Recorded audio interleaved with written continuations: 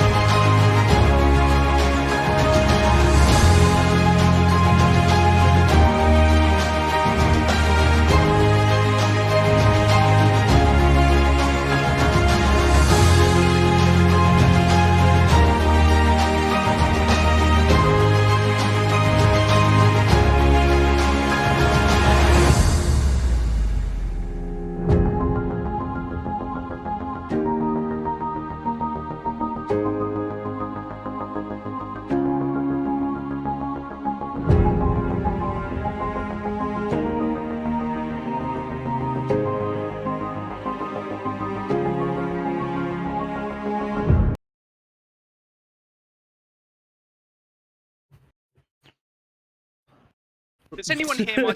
Yes, guys. I was gonna do the serious one. I just couldn't. Welcome back to another installation of the Full-Time Whistle Monday Night Football edition, the first Monday Night Football edition as well, might I add. I'm brought. I am with today. Blessings, Brick. Blessings. I am with Bran, Chaz, and Aaron. How are we, gents? Good, thanks, mate. You? Absolutely wonderful. Could not wish for another day under the sun, God.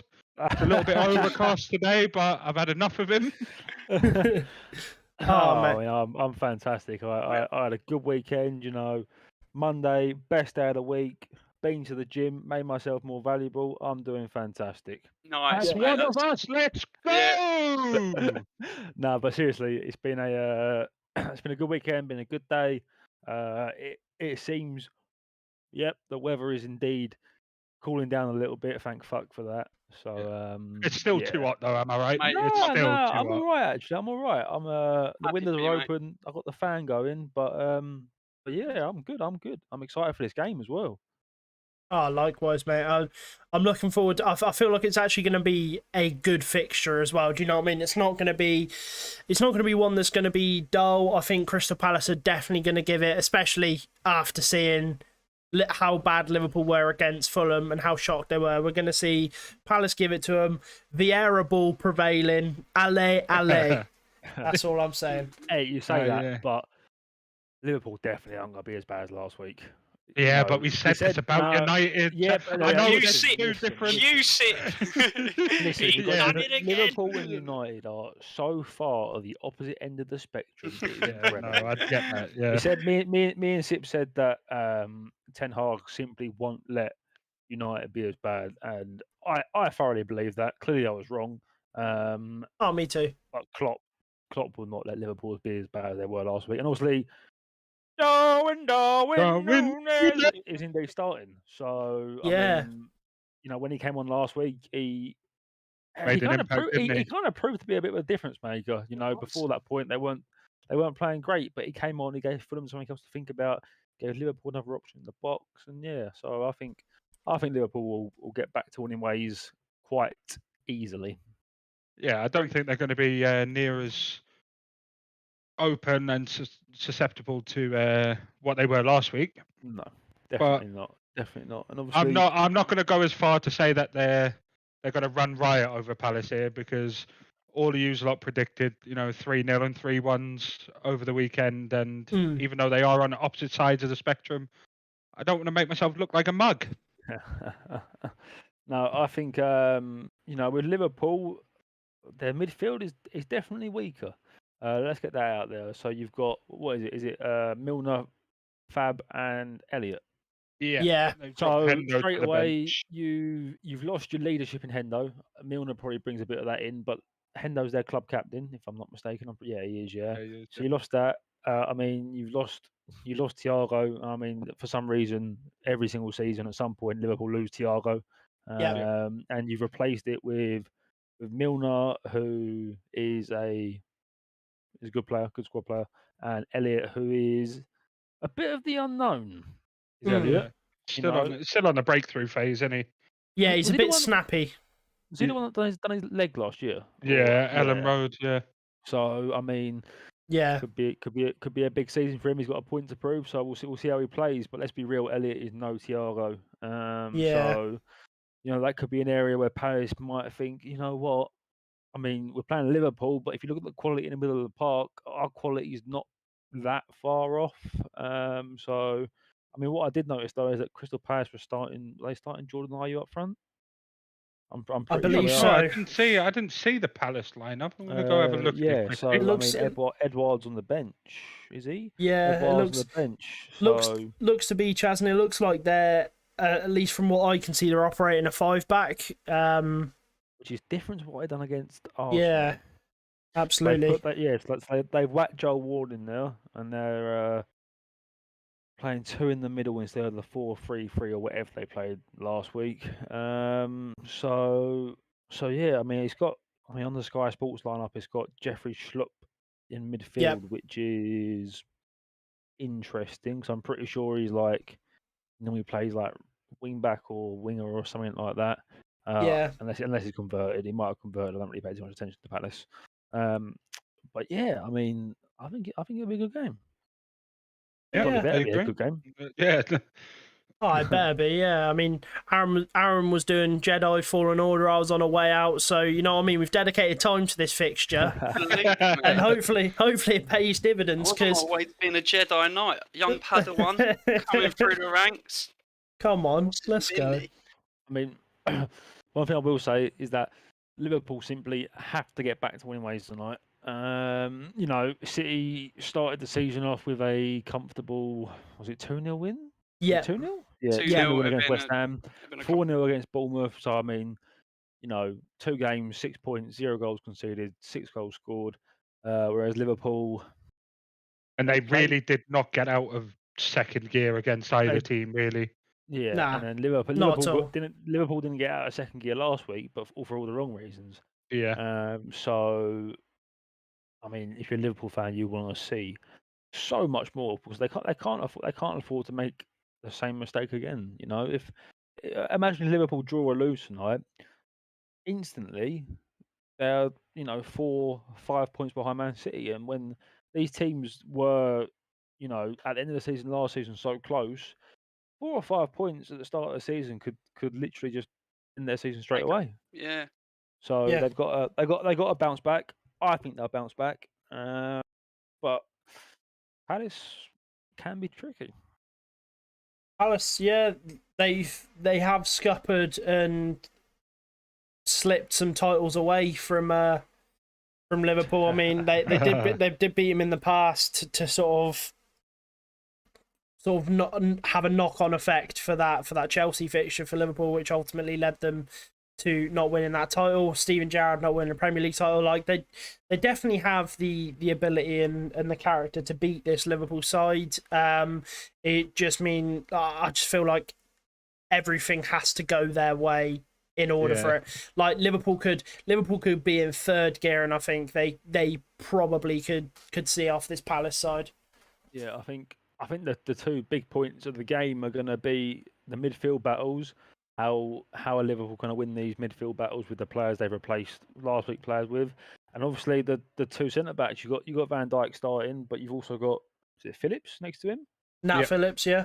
You got Phillips next to him, who when he's come in has done a job, but he's never exactly been first choice, has he? Apart from a few games. Not. So it'll be interesting to see how him and Van Dijk get on. I mean, they're up against Jordan Ayew, and let's be fair. I think he scored 3 goals last season or something like that. He just seems to be a player that somehow manages to stay around the whole time but do absolutely fuck all. Yeah. Yeah. And I don't think he's going to be the worry for Liverpool. No. I mean, he's just going to be he's in there to make the numbers up, really. When you look at him going up against Van Dijk alone, he's just there as someone to put another shirt on and walk out onto the pitch. Yeah. Before you have to make subs. He was absolutely shocking versus you lot when you played them at Selhurst. Yeah. Shocking. I thought he was all right. He was shocking. No, he was shocking. He made Zinchenko look like a mug at one point, so I didn't forget that. Yeah. I mean, Palace obviously have gone for we said it earlier, they've gone for the 5-back. Well, that's what it looks like. Yeah. So they've gone for the 5-back, the 2 midfielders just in front of the back 5. So that should, if Vieira's teams are anything to go by, Vieira, they play good football, and the majority of the time they look pretty well drilled. So with the 5-back, they should look just as, if not more, well drilled. I think the issue that Palace have got is that it's never really been a case of how well can you play. For teams like Palace, it's a case of how many points can you pick up. I mean, it doesn't really matter how well they play. If they don't get points, then it's not good. You see these big teams can play bad and get points. If Palace play well but don't get points, it's like, all right, well, we play well, but where the fuck are our points coming from? Just want to point out as well, Liverpool about to probably do the same thing as you, Bran. Just point out the last 10 games. No, I'm going to point out something else. Oh. Liverpool cannot afford to get another injury in midfield. Unless they want Keita or Hendo starting alongside Milner or each other. I mean, Ox is out. You got Thiago out. You got Hendo, he's never going to be able to play 90 minutes every week. Same with Milner. If they get another injury in their midfield, they're going to be rough for the foreseeable future. Well, I don't know. They've got this Carvalho from Fulham, who I'm not surprised that he's not starting tonight. But I would like to have seen him start, because any time in pre-season and the game last week when he came on, he's given that Liverpool side a bit of energy. He's young. He's got a lot of character about him. He likes to run with the ball. I think he can play on the wing and can play in midfield. I think we'll see him tonight at some point. And yeah, hopefully if you're a Liverpool fan, Klopp's not bringing him on and saying, look, we desperately need a goal. Hopefully he's coming on 2 or 3-0 up and he can say, go play football. Yeah, just get comfortable on the pitch, fella. Enjoy Anfield, soak it up, drink it in. Yeah, but it is quite funny in Liverpool though, because obviously Liverpool have been so close to Man City and Man City so close to Liverpool over the last 3 or 4 seasons or whatever. But when you really look at the teams, you got Man City who have got these star players. You got Rodri, and you can say that Rodri and Fabinho are probably like a match. Yeah, they do the same thing really. But then in the City team, you've got Bernardo Silva, you've got De Bruyne, you've got Gundogan, and then in the Liverpool team, you've got Hendo, Keita, Thiago, Yeah, and it's a bit like, well, if you look at it like that, Man City's midfield are so far superior, and for the last few seasons, Liverpool have relied on Mane, Salah, Trent, and Robertson all having good games. So yeah, it's going to be interesting. Obviously, you've lost Mane, so now you're praying that Diaz can pick up the slack and score the goals that Mane scores. I mean, I think he will. I think he's a fucking class player. yeah, And you've also injected Nunes into that side, who I feel like Nunes is going to be an interesting one this season. yeah, 100%. I think it's going to go one or two ways. You're going to see Luis Suarez regen or Uruguayan Andy Carroll. Do you know what I mean? I don't think there's going to be like a middle ground at all. He's either going to sink or swim. Yeah, it's weird because when I watch him play football, I think to myself, I can't tell if you're world class or if you're a fucking donkey, because it just feels like sometimes the ball just bounces off of him, but then Yeah, sometimes he looks really good. I mean, so it's going to be, City have brought in Haaland, and you know what you're getting with Haaland, you're getting fucking goals. yeah, Nunes Yeah. was Nunes he is a one season wonder playing for Benfica. So there's a lot more risk when it comes to Nunes than there is Haaland. So yeah, 100%. it's gonna be an interesting season. But I mean, to be fair, coming to the Premier League as like kind of like a one season wonder, the teams that you want to go to are either Man City or Liverpool. So he hasn't done bad Yeah, there. 100%. So it'll be good to see how he gets on. Yeah, Definitely. absolutely. I agree. And on the flip side, with Palace, obviously they've got their star man Wilfred Zaha. Who I think he's turned into an absolute donkey. He should have shifted. He's too comfortable now. But I think Palace's battle is keeping him level-headed at all times, because like he can, by his attitude alone, in my opinion, he can lose Crystal Palace football games. So you'll hope that Trent, or will he be up with Trent? Yeah, Trent will be able to sort of rile him up a little bit, and hopefully, if you're a Palace fan, you'd be looking for him to be a little bit more level-headed rather than calling everyone pussy holes, as he has been. Yeah. So I do just want to point out Very that Sky true. Sports have just shown the some highlights from the Palace versus Arsenal game last Friday, and I mean everyone that was watching the game, you could see that Palace had one game plan, and they weren't playing football. It was almost like League Two, League One stylistic of just they pass it to Anderson at the back in the heart of their defence, and they hit it down the channels and basically see what they can do.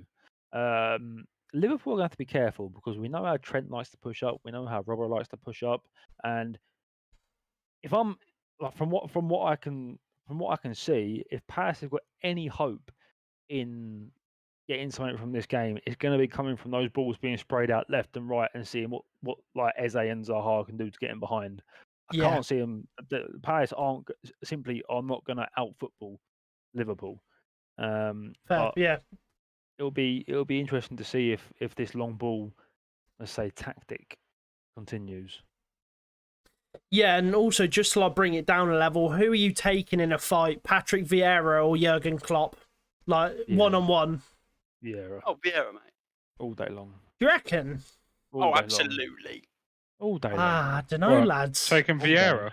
Who are you taking, Jurgen Klopp or Keane? Look, but the thing is, what you've got, like, obviously Vieira is tall and powerful, but you've got to think like Jurgen Klopp. He does have. He's got about 84. He's agile on his feet, mate. He's got 84 teeth, mate. And he's got a superpower, and that is coffee breath. Like you can't understate the coffee breath. Like it knocks someone out. It's very potent, but. I mean, you got to say that Vieira's got to be up there with one of the hardest foreign players to come into the Premier League. one of the hardest players. Like, Yeah, but just between him and Keane, I can't see many. Vidic maybe could. I mean, yeah, give them a go. Vieira batters Klopp. Yeah. I mean, them We've seen them one manager glasses. fight, and this is going to be the talk of the show from Yeah. now on. Look, Who's winning in the manager fight from now on? Yeah, Fuck absolutely. me. Nice little segment, Aaron. Have Nice you not little seen my segment. stat box for next weekend? I've got all the managers' reach, their height, their weight, wingspan. I've got everything, mate. You wait till Eddie Howe gets on the inside, BMI, mate. It's like, fuck off. it's like Brian Tyson. Oh man, dear. but yeah, I'm excited for this game. I think it's gonna be a very entertaining one, back and forth. Yeah, agreed. Liverpool attacking for the most part, but like you said, fullbacks pushing up for Liverpool, counter-attacks they're going to be weary of. Seeing Phillips in that back four is obviously going to cause a little bit more uncertainty if they do get on a break. And I'm looking forward to it. I think Palace, I'm not saying they have a fight, like a winning chance or a fighter's chance, but there's definitely room for maybe a goal or two from them. It just depends on how many Liverpool will eventually break through and score.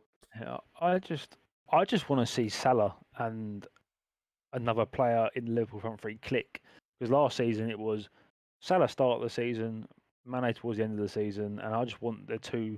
I want Salah and Diaz both to be firing on all cylinders in the same game. yeah. I mean, 100%. Diaz last season spent a lot of the season in the Premier League coming on as a substitute for Mane, and whenever he came on, He looked electric. people were like, "Fuck me, this guy is scary." Last week against Fulham, he was non-existent. So he's going to want to hit the ground running. That left wing spot is his spot now. It's no longer Mane's. He no longer has any, I would say, any real competition for it. I would feel like he will be one of the first names on the team sheet. It'll be like him, Salah, Trent, Robertson, Van Dijk, one of the first names on the team sheets. And so he's got to perform. Liverpool have lost one of the most influential players they've had in years. So they've replaced that with Diaz. So now it's time for him to crack on. I think there's no doubt whether he'll be successful at Liverpool. It's just how quickly he does get going. Yeah. And I think with Núñez, they're trying to. Núñez is obviously, when we saw him come on, he did make a big impact from the get-go, didn't he? He provided them with a bit of presence up top, a bit of fight, someone who wanted to get on the ball and prove something, instead of Firmino, who's just darting about, smiling, putting people off in the crowd, all of that stuff. With his shining teeth. Yeah. Firmino was fucking atrocious. Absolutely lighthouse teeth as well. Do you know what I mean? I just don't see what he offers to Liverpool anymore. He doesn't offer anything more than Jota does. So if you're looking for someone coming off the bench, obviously Jota's injured, ain't he? Is he injured? Is he back on the bench this game? I don't think he's on the bench. I know he was injured last week. I'll have a little gander. I don't think he's on the bench when I did look at Liverpool's squad for this game. Let's have a look again. And also, on the bench there is no Jota. No Jota. So Jota. He's still injured then. Yeah, he's playing for Celtic over the weekend, wasn't he? We don't mention that Tin Pot League. But yeah, so Firmino doesn't really bring what he used to bring to Liverpool. He's not even on the bench either, to be fair. Firmino? Their bench is Adrian, Gomez, Keita, Tsimikas, Henderson, Carvalho, Clark, Bajcetic, and Vandenberg. So they haven't got a replacement striker on the bench. That's mad. That's what I mean. I know we spoke in our pre-season podcast about Liverpool finally having a bit of depth in them, right? They haven't really. They really have not.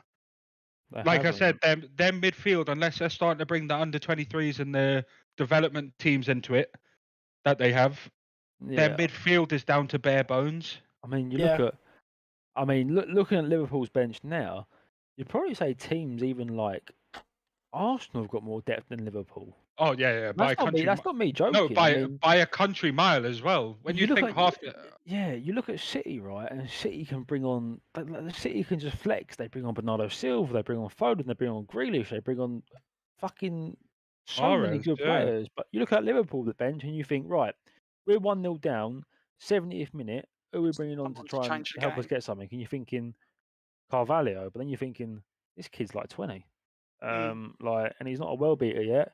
Yeah. There is no like. I would say there's no real game changer on that bench, which could prove to be a bit of a worry for Liverpool. But then you think back to last year, and you know it was also pretty much a similar situation. Obviously, you had Diaz that could come on and Jota that could come on, Yeah. and Jota's got to come back from injury, and he'll be like a very good impact sub. But their depth isn't the best. You know Definitely what I not. feel like a lot of teams are missing this year? That that Giroud type player.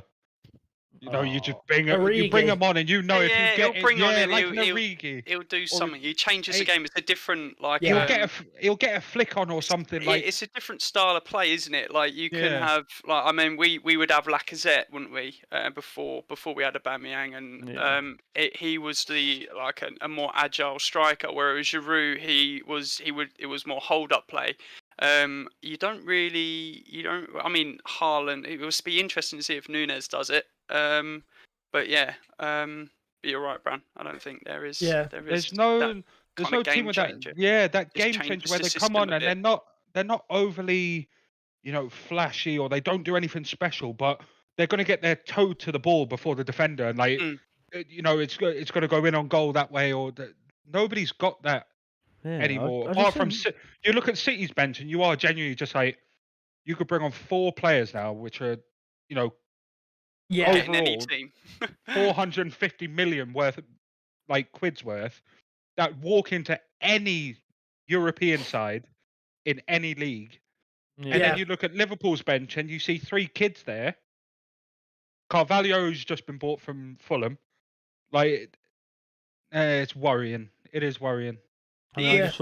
Go on, Karen. I was just going to say, do you think they need to strengthen with the obviously end of transfer looming in 16 days? Do you think they need to buy another midfielder before it closes?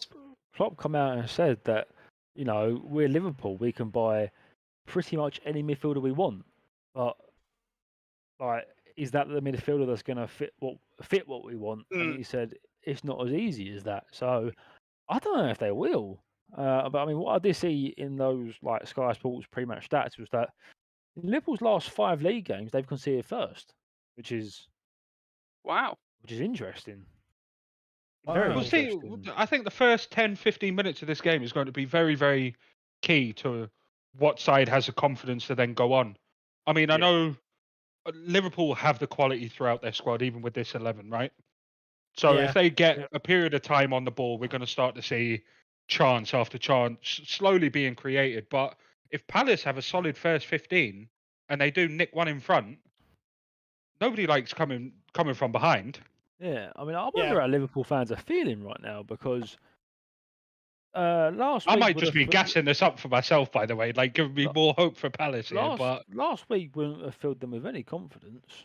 And seeing, you would say, a weaker team this week, I feel like the majority of Liverpool fans will be potentially a bit nervous.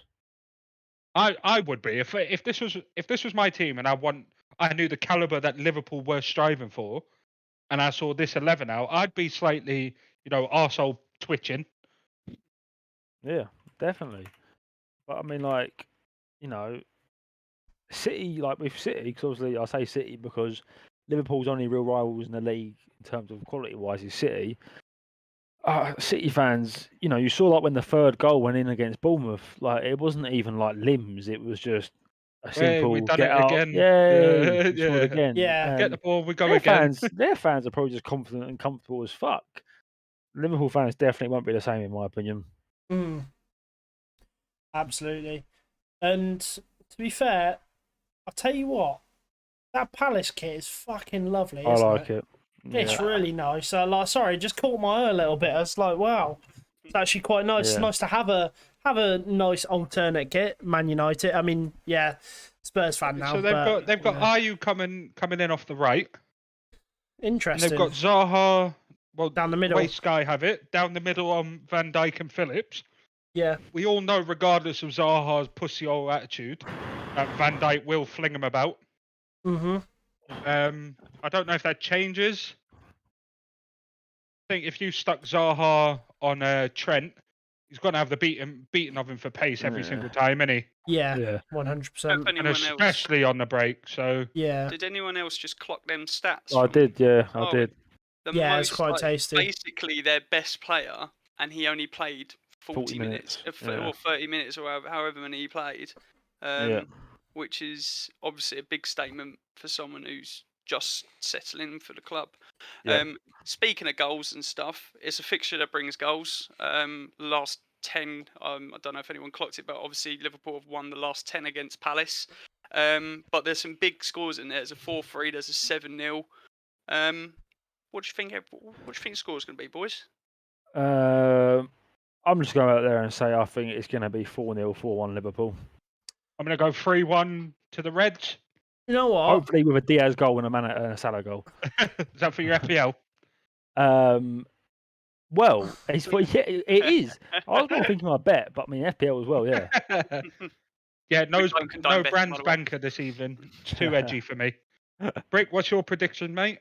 I'm going to say 2-1 Palace. I'm going to be different. Wow. I'm thinking that midfield's a little bit weak. Obviously, we've seen what happens earlier on in the game week when you have a weak spine in your midfield. It can cost you games. So you just can't escape it, can you, son? You can't. But not bitter or anything. Just quickly, I know this is Liverpool, but I only did see today. Did anyone see Alanga at the throw-in yesterday? I shoved that in the chat. Yeah. Oh mate, that made me chuckle. That was funny. Brentford were on the attack, Bran. The ball went out for Brentford throw-in, and Alanga ran over, picked it up, and chucked it to the Brentford player so he could throw it really quickly. Finally fulfilling his potential as a ball. Milner! Wow! He spooned it. He's absolutely spooned it. Milner looking very sexy, by the way. Oh, yeah, that very sexy indeed. It reminds me of that bloke that everyone's using at the moment with the chiseled face and the beard. That's what he looks like. Looks like an absolute hunk. He looks like my Football Manager profile. He looks like a valuable man. A valuable man. Yeah. Well, I mean, he definitely hits the gym a lot, and he can run. He can run for longest in the Liverpool team. So he is 100%. He is not a bum.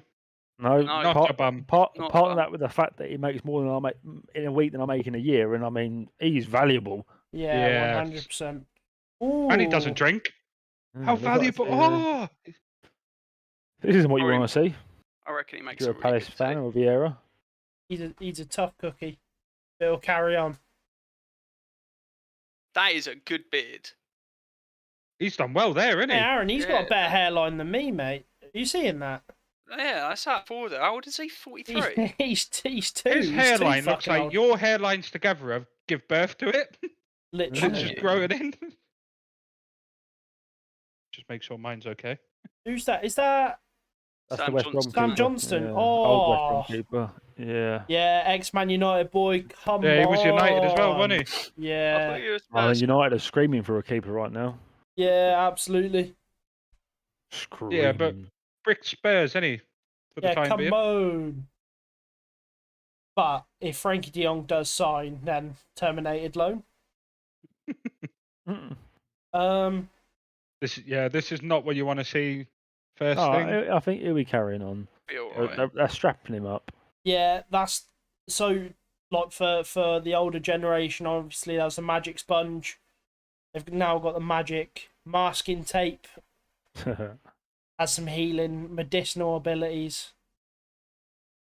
It'll be fine. It'll be all good. But, I mean, straight away there, you saw a ball put into the box, and Nunes causing a bit of panic in the old Palace defence. So I think you can expect a lot of that. A lot of that. In the end, it's really bothering me, and it's not even my sock. I can see what you mean. He's just dangling out. Oh, like that would irritate the fuck out of me. And also on the stream as well, we've got a working timer. I know it did sort of make an appearance over the weekend, but it's nice having a little timer along so people tuning in know exactly what time and they're actually watching along. It's pretty poggers. Harvey Elliott snapped at that pass there. But it's clear. That's a shot on target. That's gotta be.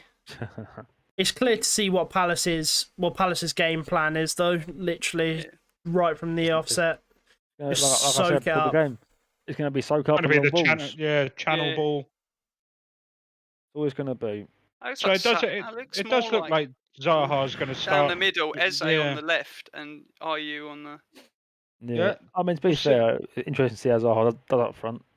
Yeah, as a lone forward as well. Yeah, he's gone on to play really like a sort of play 5-4-1 sort of handball. Oh. Cool for handball. Big game for Phillips.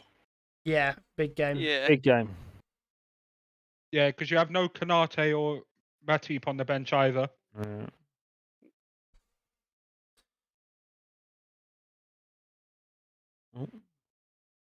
Canal. Like an infant struck the ball there. Well, he ain't fucking much older than an infant, is he? Let's be honest here. Where is Jim tonight, by the way? He was at the gym. Yeah. He was at the gym. He went to the gym at 6:05, so. Oh, okay. And he did tell us, didn't he, that he wouldn't have been home in time. Well, he did, but I mean, I'd be at home supporting my team cheering the boys on. Yeah, that's what I'm saying. It's weak, and he'll big up how much of a fan he is as well. But I really, understand we won't forget this. I understand that you're at the gym and you're trying to make yourself more valuable, but come on. Well, he doesn't drive a Bugatti though, does he? So, yeah, exactly. And he's he's useless. I definitely saw still water in his gym bag as well. Yeah. So you know what? He did tell me he was scared of bubbles.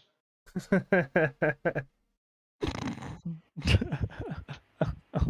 did tell me he was scared of bubbles. Tell that man on your screen there, Anderson. He was very good against Arsenal.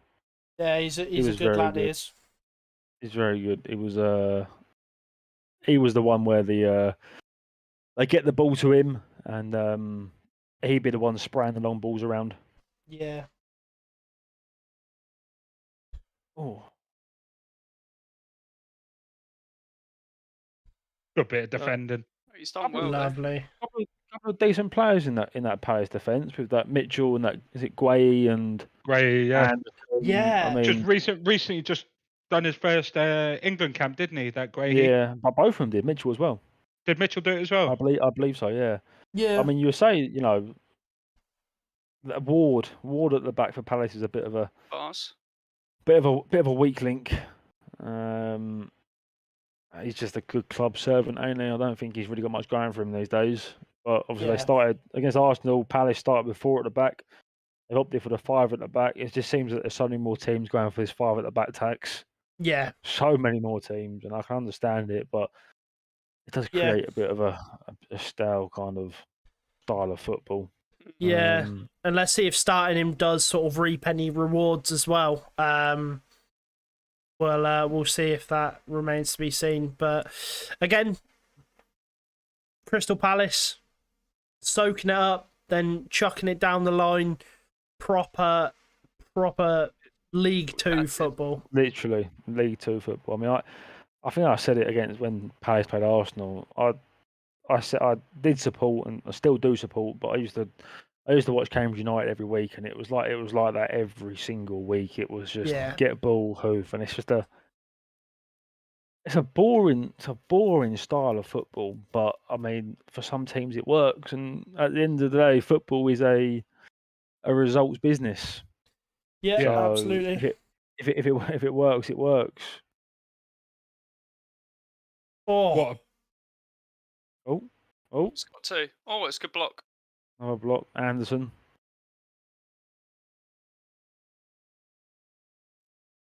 All in. Nuge. Oh, He he's got to be doing better. Fucking Oh, flop. Andy Could never be Carroll, Mike man. Allen Wilson. Ricky Lambert would have buried that. He's got to be hitting the target there. He's got to be You'd say. finishing that. Barwin Bunez. He's got to. Oh, He's got to be hitting the target there. lovely ball by Trent, by the way. Yeah, it looks like Liverpool are going to focus his right-hand side. I know they do it every week, but... I mean, Palace haven't looked very sure at the back so far. the press from Liverpool is very... Only 9 minutes in, but it seems that Liverpool are finding gaps. So it could be... Liverpool look sharp. Let's have that. Could be a long night for Palace. That are definitely potential to be a very long night for Palace, actually. And their fullbacks are going to be run ragged. 100%. I think, to be honest, if you're looking at Luis Diaz here as well, you do have to have him as a candidate for one of the worst trims on the pitch. I don't know what his barber's done, but that fade is a little bit too high. Do you know what I mean? Like, he's asked for the shroom, isn't he? Yeah, trust me. Yeah. Probably in the chat saying good connection on that. Well, I mean, he's got to hit the target there. Simple. Yeah. He's got to. And also, just worth noting, I did run a poll for the stream saying, will Nat Phillips get a yellow card? 87% of our audience said yes. And then... See, I also said yes. I think I'm the only one that said no. However, I don't actually think he will. I don't actually know if he's ever going to be in a position where he's got to make a challenge that could potentially give him a yellow card. Yeah, me either. So, yeah, I don't see Palace aren't going to offer much going forward. It's clear. In the opening 10 minutes, it's just clear. Yeah. You know, like, they've got three attacking players on the pitch. They got three attacking players on the pitch. I just don't see him. I don't see him offering much. I really don't. 1-0. 1-0. That's 1-0. That's 1-0. Got to change it. Hold on. Yeah, just as I don't see him offering much going forward. Trent gets absolutely megged. You know what? If that crossing was a little bit deeper, there was a bloke floating at the back stick, completely unmarked. Salah. I'll tell you what. That nutmeg will be on Showboating on Soccer AM Saturday morning. Soccer AM just isn't the same anymore. No, it isn't. That used to be like when they got rid of Wayne Rooney's skill school. That was never on Soccer AM. Was it not? No, that was a separate program. but I mean, Soccer AM used to be just a staple in my household. Yeah, it was good. And then they changed the cast, and it was like, well, this is shite. Got rid of Tubes. Ever since they got rid of Tubes, never been the same. Yeah, they got rid of fucking Rocket as well. The cheerleaders as well. Oh, how old are you? Yeah. 21. 19. Great age. Are you in a relationship? Yes. No, won't last. It's just a different world back then, weren't it? Yeah. Fucking really fantastic. Was. Oh yeah. Back in the day. Oh. To be honest, I thought Harvey Elliott was going to get absolutely crunched then. Yeah. Oh, go on, James. That is pinged off of him. That is pinged off of him. Well, I mean, you know, for the new players in the Scouts team coming in, it looks like they're going to have a pretty easy night. Yeah. Can't see, like I said, I can't see Palace offering much. I think Phillips is going to look comfortable, but in reality, he's not going to have a lot to do. Harvey Elliott started bright. Yeah, started bright. You know, one thing that like with Thiago, I feel like Thiago in himself is a bit hit and miss. You know, if it works for him, it works well. If it doesn't work, it doesn't work at all. Harvey Elliott, I actually feel definitely offers more going forward in regards to got a bit of pace about him. Yeah, he's a bit more direct. Whereas Thiago likes to have the ball at his feet, slow the tempo down, pick his passes. So it's going to be interesting to see how he performs. Watching Liverpool in his first 13 minutes, they do like a long pass, don't they? They do like a little diagonal, don't they? Yeah, Little cheeky diagonal. There's been a lot of aiming for Nunes, and it's just like similar kind of style to what Chelsea were doing on Sunday, putting the ball in the box. But obviously, they had Sterling to aim for rather than Nunes. And then Havertz absolutely spooned it as well. Yeah, he had a golden opportunity. Fucking golden. Cannot believe he's duffed that. I still can't believe he was on the pitch, to be fair, Havertz. You can see Jim in the chat. Jim, what's your score prediction? Probably going to take him about a minute and a half until he actually replies. Noonsh on the run. Spoons it. Shit bastard. I'll tell you what. It's fucking hot, guys. I can't lie. I'm alright. I told you. I'm quite pleasant. I can't. If I have my blinds open, it will shine on my light. Jim's gone for a 2-0 Liverpool. 2-0 Liverpool. Toenail. Yeah, I was going 3-0. I know it never got round to me. Not that I'm crying about it.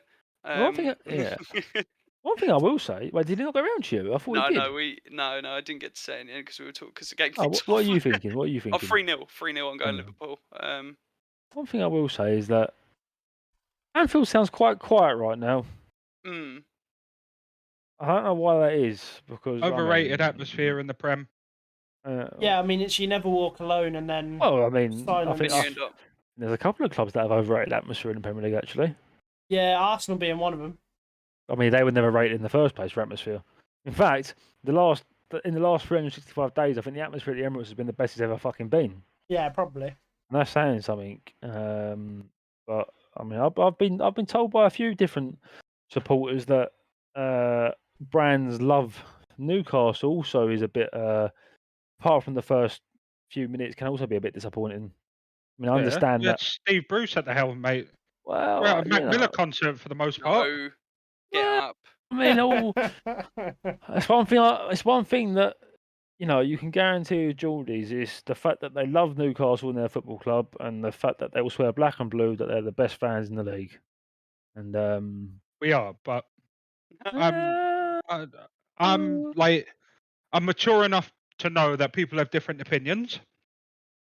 And you've stated yours previously. No, I do feel like it's it's difficult when your team aren't quite performing.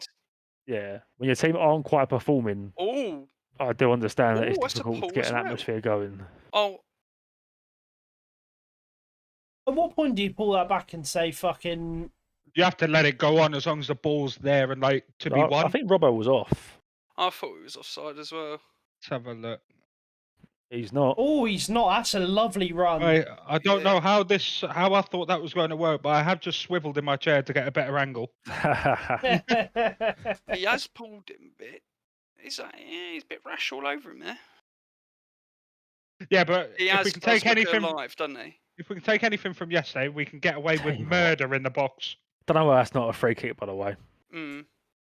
I don't know why that's not a free kick. I've seen it a few times in the games. It feels like there's been kind of challenges that in previous years have always been given as free kicks, but that aren't getting given as free kicks now. And I get it. They want the game to run smoother and let the game play and stuff like that. But some things like that, it's like it's got through the two of them. He's been bundled over it. It's a free kick. It's as simple as that. I reckon there's been a talk. There's been a talk about allowing more physicality into the game again. Yeah. Oh, he's too late. He might be offside. He's also offside. Oh, never mind.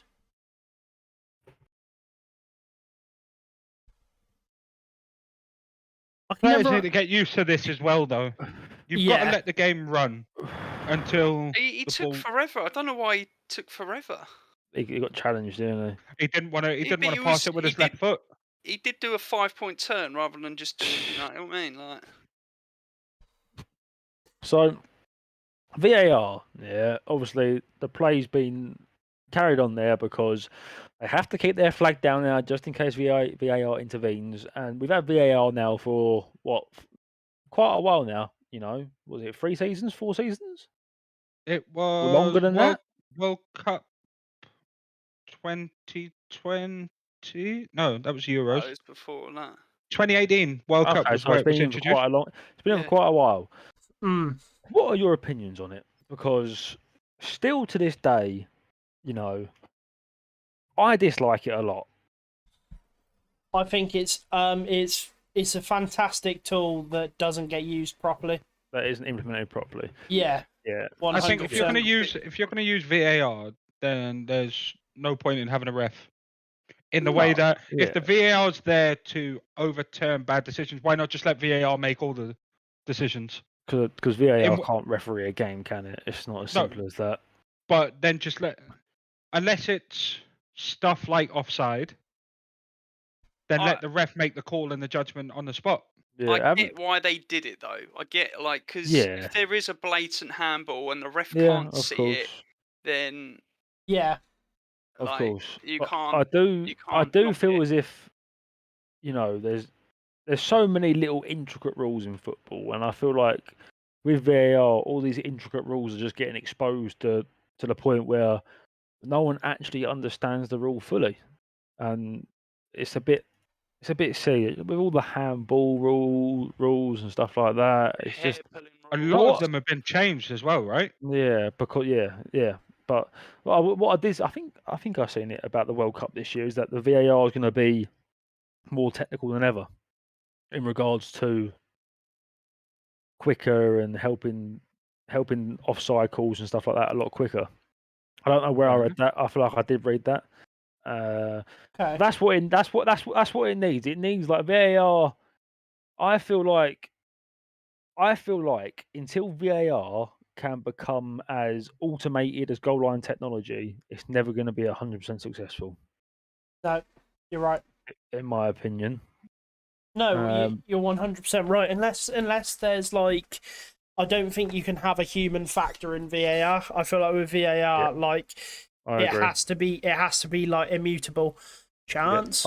I agree. It needs to be like goal line technology. It has to be, because these fucking, don't get me started on these fucking offside lines. Half the time they're fucking wonky. It needs to be automated. It has to be. Just do what Galactic Football did back in the day. On that TV show, mate, they had little cameras running the lines, mate. Literally, just have that running the lines. Like a greyhound track. Yeah. Oh, Chance. Oh, ref, off the ball incident. Milner pushed over. Absolutely clattered. Just took a tumble. Oh, Harvey Elliott. Oh, good tracking back. Zaha does not look happy being up front, like up top by himself. He's gonna have a long that evening without much of the ball.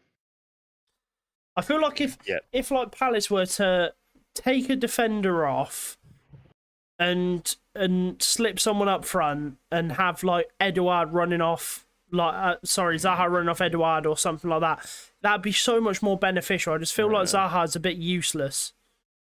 Oh, what Salah?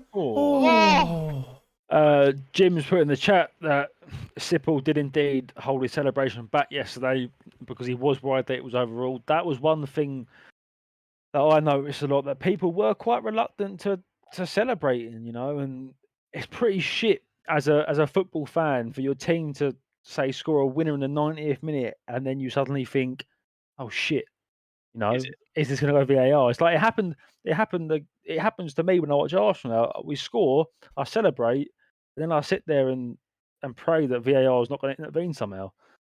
It's a bit annoying, I have to admit. I understand why it's in the game. Like I said, they do really need to work out a way for it to be automated. They really do. Yeah. I don't think it needs this like constant and like not just this repetitive examination over and over of the same slow. Get rid of the slow motion as well, unless you're doing a little snicko or something of like whether it's hit. Like get rid of slow mo altogether. It's so it makes everything just worse. Brought it up in my conversation a couple of weeks ago. Like if you slow something down enough, you're gonna find something, right? Instead of looking for what could what the referee suspects or what the obvious overturning thing is. If you slow something down or you look at a still of certain situations, you're going to find contact where there didn't need to be contact, or ball brushing a hand where the hand's extended. Yeah. See, I actually think that sometimes when it gets put in slow motion, it makes it harder to see these potential slight contacts and stuff like that. I mean, simple fact is that VAR in regards to handballs and potential red cards and stuff like that, I don't think that can ever be automated. I don't think it's possible, if I'm honest. But offsides is something that can definitely be automated. So, because there are times now when VAR takes so long to sort out if it's offside or not. I'll tell you what, I can't lie. This game's been fucking shit. Well, it hasn't been. Well, it's just been Liverpool. Liverpool all over, but they're not making any of the chances. Just Liverpool wearing them down, ain't it? Just fucking shit. That's just sorry, lads. I'm trying to engage with the game, and it's just like Palace are playing so anti-football that it's just kind of. I like what Liverpool are doing. They're trying to break them down, obviously, and they're going on the front foot. But with Palace, obviously, like it is a results-based business, but when you have a team that's playing so anti-football as Palace are, it does just it's draining to watch. But look how many players they have behind the ball. Yeah, I mean, well, we can't really expect them to do much more. That's the thing, isn't it? Like, I mean, I'm gonna be anti-football or say anti-Spurs here, but Spurs at various points on Sunday had 11 players behind the ball. But I think it's because they've got the capability to take the game to Chelsea, whereas Palace don't. And Palace have come with the game plan of, well, we're going to defend, and see if we can get just a sniff we can get some on the sort of chance. Exactly. And I think you go to a Palace fan before this game, you're going to get a point at Anfield. They go, fucking please, thank you very much. I think every team apart from City would take a point at Anfield. I guess so. I just want to see a little bit more. Right. Okay. Yeah. So, what I want to know is how the fuck that was a free kick. I thought we got the ball. I mean, you saw yesterday in the Chelsea Spurs game, Bentancur got his literal stud to the ball, and it weren't given. And people are saying that it's not a free kick because he got his stud to it. Whatever. I think it was a free kick. Palace player there has quite clearly won the ball 100%, and Nurse has gone down and made a meal out of it, and he's won the free kick. It's so infuriating as a football fan, the sheer lack of consistency in officiating. Yeah, it's crazy. It really is. I mean, I think there was talk pre-season about like transcript and communication being released. We need it desperately as a fan. It's needed. And if anything, the first one that should be released is the one from yesterday in the Spurs Chelsea game, with the whole Romero Cucurella situation. I need to know what the referees are saying to each other. Yeah, 100%. Well, it's just check Cucurella like, I don't know, Romero's the mistress. I reckon that'll get checked, you know. The other thing that annoys me as well is it's like if Tottenham had scored from that, would they but if the ball was crossed in and Tottenham scored, would they pull it back for a Chelsea free kick? So yes. So I think they would have. It's crazy. If it's a foul, just because the ball's going out for a corner means they can't take it back to that play. Like, I just think it is crazy. Like you're saying, right? So when that ball gets put into the box, yeah, Romero's done what he's done. If Kane puts the ball into the back of the net from that cross, they go to VAR and they say there's been a foul in the box, goal does not stand. But because it's gone out for another corner, yeah, and then come into the box like before, if that makes sense, The ball's gone in, and they can't bring it back to that foul. Well, I mean, we're not just talking about a foul either, are we? Like we had the conversation. It should have been a red. It's violent conduct. It was foreplay. Yeah. It was literal foreplay. Shut up. Yeah. I know you're on loan to Spurs, right? Because your team's rubbish and you've given up on them, all right? But it's violent conduct. It is. I've not given up on them. I just said, look, here's my here's my terms. You sign Frankie De Jong, I'm back, baby. Come on. What do you mean? Well, the article yesterday was United were to sign Frankie today, or he should be a United player by today. Oh no! It's by the Man Liverpool United. It's by the Man United Liverpool game. When do you play? Sunday. Monday. Next Monday. Monday. And we're live. Yeah, that was Salah's second shot on target, wasn't it? Yeah. No, he missed the first one, didn't he? Oh yeah, No, it went wide. No, the cross come shot. Oh, Shut up, you dickhead. hey, it was going on target and the keeper saved it. Yeah, on target. VAR overruled. Do you know, Chaz, in Aaron's Gap as well, I don't know if you spotted it, there's a picture of him as a kid in a Liverpool shirt. What the fuck? I actually couldn't believe it. Like genuinely. Shit, That's your fellow Arsenal fan as well, by the way. Says the United fan that has loaned himself out to Spurs. That's outrageous. Julie fucking knocked it over as soon as I saw it. She knew what she did. What's your attraction with Spurs anyway? Why not come on loan to Arsenal for the year? Yeah, This is what I mean. It's shit. Come watch exciting football. No, remember what I said. Like, I still fucking hate like Arsenal and Liverpool. I hate way more than I could ever hate City. Like, is it because that's fair Spurs are irrelevant? Have always you been know what? irrelevant? It's the same for me. Yeah. What? For me, no, I would never say that. It's the same. It's the same for me. I have more hatred towards United than I do to Spurs. Yeah, Yeah. but I do fucking hate Spurs. And Yeah, but you can thank the Wenger Sir Alex era for that. Yeah, which is something that we're never going to get again. Yeah. Harry Redknapp never really done anything to Arsenal, did he? Harry Redknapp. Where's he coming to it from? Spurs. Spurs. Oh right. Yeah. Oh no, I mean When he was there, he never really challenged us in anything. I mean, back in Sir the Alex, day, though. but back in the day, Arsenal players used to call White Hart Lane 3-point lane. That's all you need to know about Arsenal and Spurs back in the day. Yeah, literally. I mean, it was just so easy for us. They used to be shit. I mean, They used to be fucking dog shit. I'll tell you what, Mo Salah's fucking dog water. You know what? I was going to point something out. He's onside. He's onside. Hello, I'm fucking up on my seat. Oh, what a goal! What a fucking goal! Wait, Nat Phillips has There just we made go. one of the worst defending errors. It's a great finish. He's went to follow him and he stepped up too late, isn't he? It's a great finish. Let's have a I look. can expect my mum coming in here, swinging her shirt off. Yeah. Right, let's have a look. Nat Phillips is already deep. He's well on. Well on. Tell you what, it's a fucking brilliant finish as well. Yeah. Look how quick Van Dijk recovers though. That is scary. Yeah, he's stuck about 7 strides and he's got back for his penalty spot.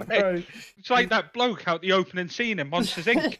It does look like he slows up a bit though. I don't know. That's a lovely finish. Alisson's got to be doing better there though. De Gea clear. I mean, but His there, game that plan is, has worked to a T. That is. And I just want to point out, you see, before this, Fabinho's been put on his arse twice by Decore. Yeah, he's been absolutely manhandled. I mean, that's beyond that's Palace's game plan to an absolute T right there. Absolute T. Just your lone striker. Let's hope he can do something for pace, and that's what they've done.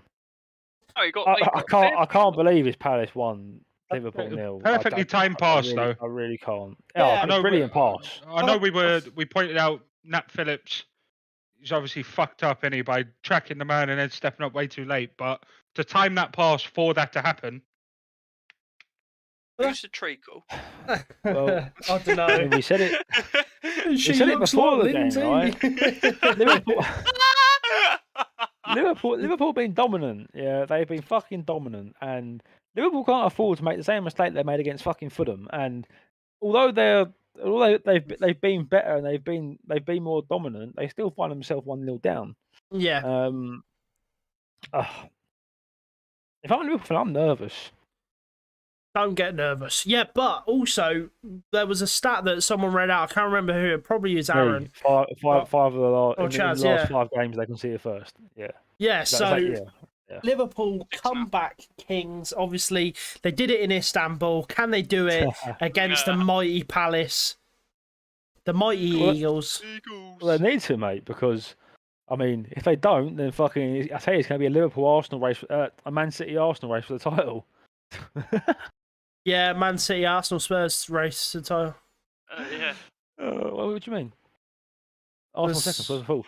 Man City, Levels. Arsenal, Spurs. Levels. He's striking this. Oh my god, man! He's You know what literally he's done? He's Barwin watched that Brentford Booness. United game.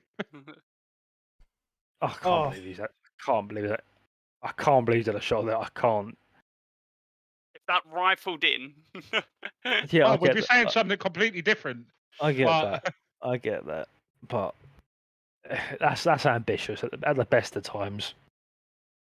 See, the thing is, I feel like we've been robbed, though. Like, look, Connor Lawrence, I'm not even going to call him by what we call him, but Connor Lawrence, he could have been on this show and we could have had some prime time content of him having a meltdown. I'll tell you what, he's undervalued himself. He's lost value by going to the gym today. Yeah. So is the Boys Presents. Because Copley took it like a man. He took that 4-0 defeat like a man. Under 2-1. Do you know what? When we saw the highlight of that goal, Aaron pointed out that it looked like Van Dijk just slowed down a little bit. And thinking back to it, I agree. It was strange. He galloped back like a Nable. He galloped back like a fucking Nable, mate. He was fucking rapid. Yeah. And he's got like a couple of strides within Zaha's range, and he's just kind of stopped. Yeah. Kind of just like looked at the player. Like, I would have liked to have seen just some. It's a crunching tackle. Not even a crunching tackle, just like a something. dive. Just a dive to try and get a block on the ball or something like that. It was a bit strange from Van Dijk, that was. Yeah. It really was. Like, yeah. Like, if that was Saliba. Or Varane. He would have or Phil Jones. If that was Varane, mate, he would have done his hammy. Nah, yeah, but Phil Jones wouldn't have. Got him with his head. He would have lost all his teeth, though. Yeah, and again. Oi, I was making a run, you know. Lovely. Have a dig. Wow. Oh, that's silly bastard. That's something that Vieira is not going to want to see.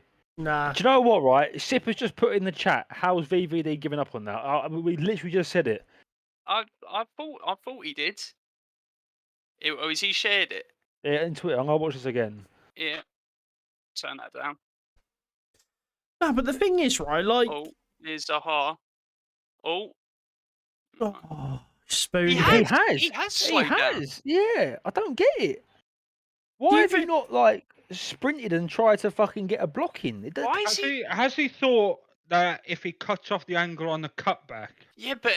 Well, obviously, you close the angle more, don't you? So he's forced to shoot. Ooh.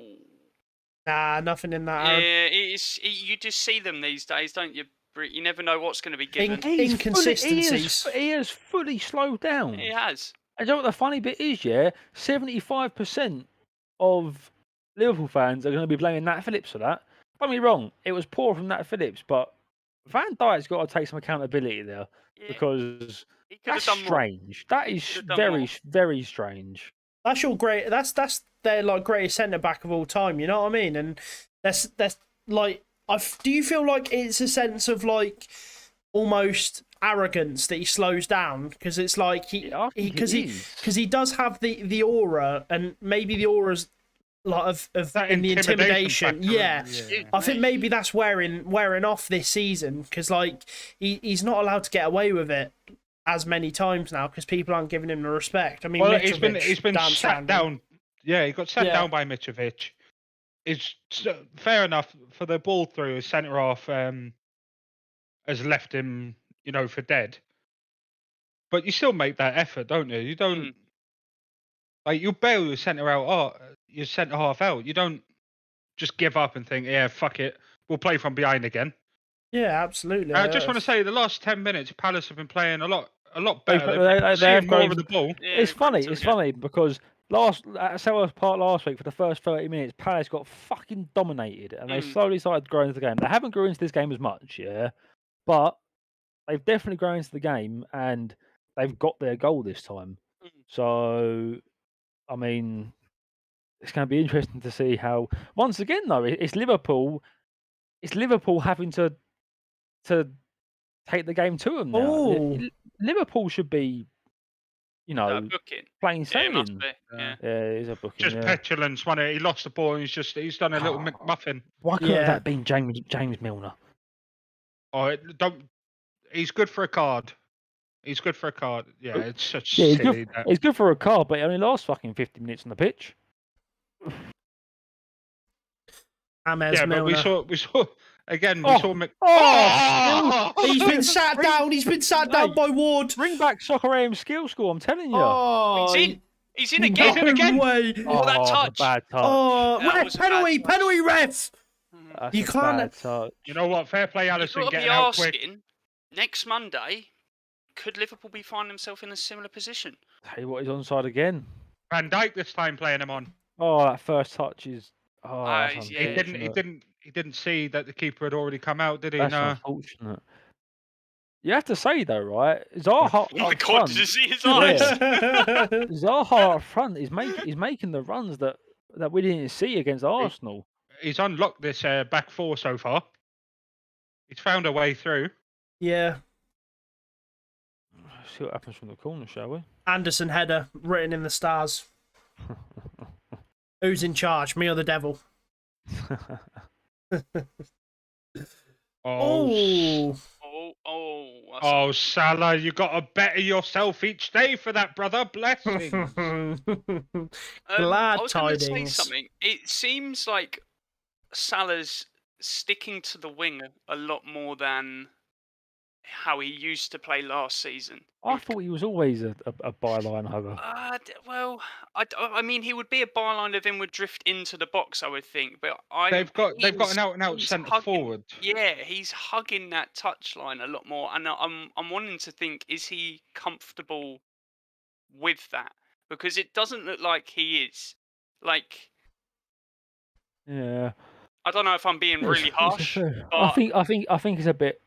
I feel like Salah quite often hugs the touchline. If I'm honest, it's a lot of heat maps, and you can see him drift into the middle of the box a bit. Yes, he probably does, but like, I feel like he's been right on that wing, and it's like he's been told to put the ball in rather than be in the box himself.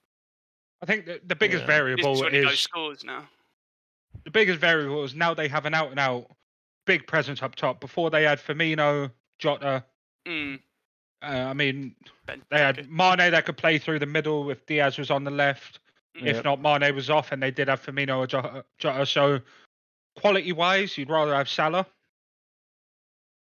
in and around that box. But with Núñez up top, I mean, realistically, if Liverpool made the most of their chances that they had in the first 25, 30 minutes,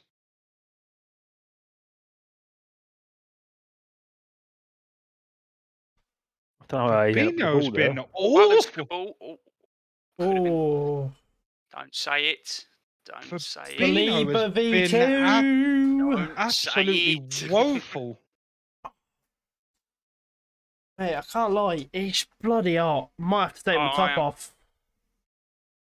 It's a good ball. He's going to cut this back. Yeah. Oh, what a header! Oh, what an absolute! Oh, I like that. I like that from Anderson. No, you can't be looking at your fucking defender. Yeah, he should be shouting at him, mate, if he wants that ball. Yeah, and like he spilled it as well. Like,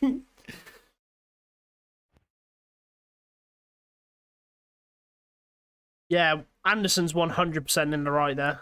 I think so as well. If he wants it, fucking scream it, mate. What I will be doing, ladies and gentlemen, is I will be stopping the timer at 45 minutes, and then we'll let you know. We'll let you know how much time there is, just for continuity's sake.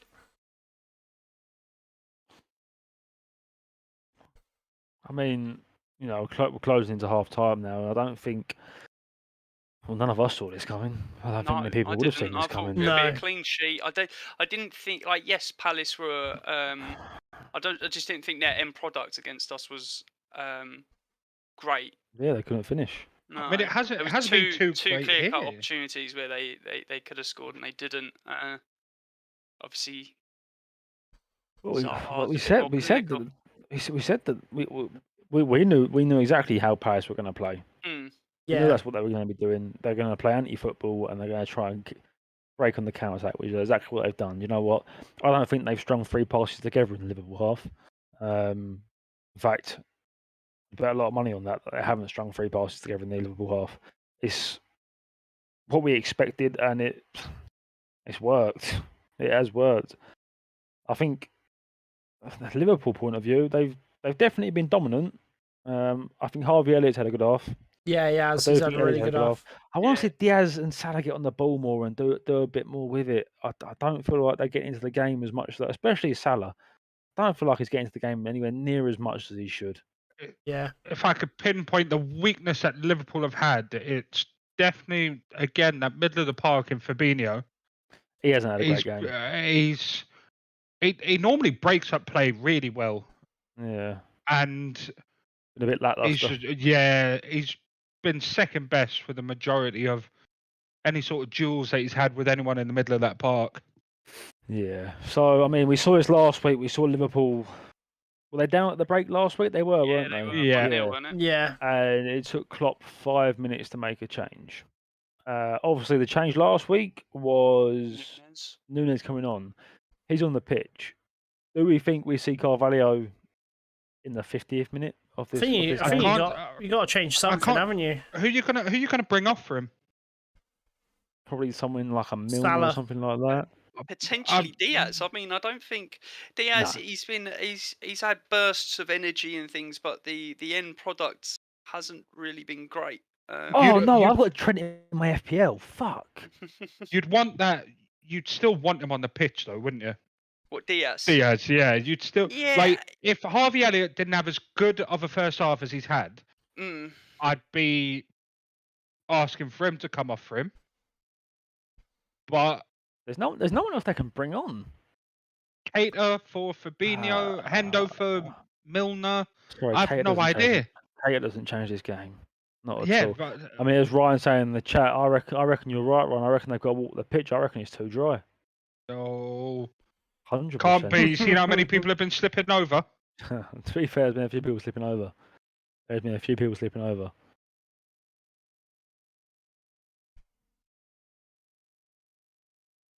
Palace almost look comfortable. They don't look stretched at all. No. You know, in the first 10 minutes, you said that they don't look sure, do they? I didn't in the first 10 minutes. And then I think they have really. They've just slotted into the game nicely. Yeah, they've got the grips with what Liverpool are trying to do, and I think they're dealing with it very, very effectively. Same against Arsenal. Well played, Guehi. Same against Arsenal. They looked at complete disarray in the first 25 minutes. And then as soon as they gathered what you were doing, there's another slip for you. Yeah, they absolutely though they need to go into this half one 1-0 up Palace, because I think if Liverpool nick one now, I think their heads will go down. Yeah.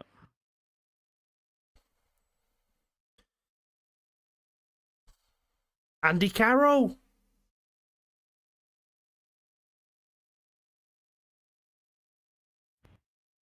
Good ball. A beautiful Oh, ball. Darwin Nunes. Oh, Oh, Van Dijk. Oh, he The spooned pitch is too it. wet. It's It's borderline too- waterlogged. What's happened there? Gorilla Grip Super Soaker fucking pitch. That's a I great. don't know if Nunes even How- hits this. Is it defensive? Oh, What no, he a- doesn't. Oh, he No, he doesn't doesn't. connect. I think it's What? bit of. I think it's bit of Yeah, both. I think number 28's got back. Is that who? think he Who is has. that? Doucouré. I think That it must. Doucouré? Oh, Yeah. What That's a wow. last brilliant. minute challenge. That's a brilliant challenge. That is. That's a brilliant challenge. That's it. It's half time, isn't it? that is Yep. half. Going into the half, Time. 1-0 to the Eagles. Caw-caw. You got to say Yep. the last 15 minutes, you got to give it.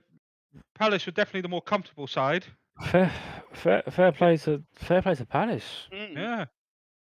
Fair play to Palace. Like, but that challenge there was. I don't know if he got 100% of the ball. I don't know if it was 50-50, but he done enough to put Nunes off. And Big I time. mean, he saved his team going into the half. I mean, yeah, Vieira's going to be over the move that first half. I think, apart from the first 10 minutes, like we said, I think he's going to be. I think he's going to be buzzing with that half of football. Absolutely. You know, They've done their job. Yeah, Just defend well and hit on the counter attack and take your chance. yeah. I said before the game with Palace, it's not even about performance; it's about results. And right now, they've got result and performance. I would say they're doing.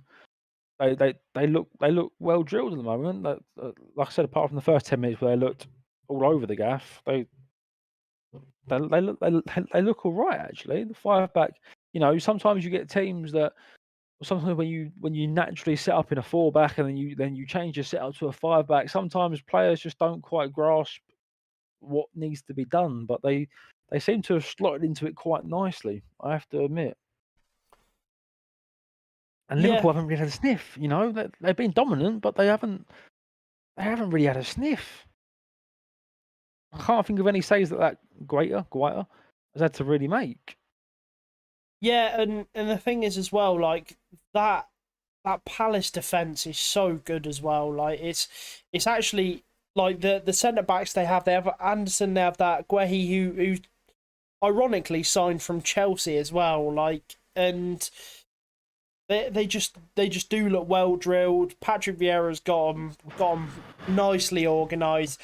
I spoke way too soon, by the way, as well. I hold my hands up. The game was sort of getting to the point for me where it's just a little bit draining to watch, but then Palace just sort of sprung to life. They've got a goal, and it's in Liverpool's hands to sort of to actually grab this game by the balls and do something really. You know, we going into the United Liverpool game next week.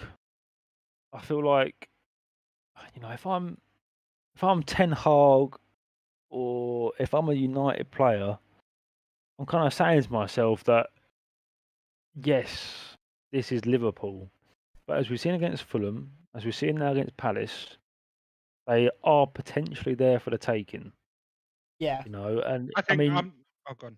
I mean, what better game would it be for United to kickstart their season? Now, I'm not sitting here saying that United are going to, you know, that Liverpool are definitely there for the taking, and United are going to give them a good game. But I mean, like, at least if you're a United player or Ten Hag, you know that you're not going into the game against the Liverpool team that are fully strength and firing on all cylinders. So I mean, this Liverpool start kind of reminds me of starts you see Man City have in the past, where Man City just seem to just start a bit slow and just not look quite at the races. But this year it looks like it's flipped round, and City are at the races and Liverpool are still on holiday a little bit. Yeah. I'm gonna point out how many block shots that Liverpool have had from like the blocks coming from the Palace back five. It has been incredible how many bodies they're getting in between the keeper and the ball. They've had, I think Liverpool have had 3 clear shots. All 3 have been off target. 2 by Nunes, 1 by Salah. The rest have been straight into that Palace back five. I mean, that is the beauty of 5-back. You get your wing backs who like cover the touch lines, then you've got your three men in the middle that can get bodies behind the ball. And that's why, you know, a lot of people do say the term 5-back tax, because, you know, if Palace were playing a 4-back, I can't help but think that it would have been so much simpler for Liverpool, you know. And you look at Chelsea, and they're a well-established 5-back team now. They've dabbled with 4 at the back a few times. They look a bit uncomfortable when they play 4 at the back. But you look at Spurs, and you think that this is in regards to 5-back, yeah. Spurs' back line is Sessegnon, Dyer, Romero, Davis, and Emerson. Yeah, and you think if that was a back 4 of Sessegnon.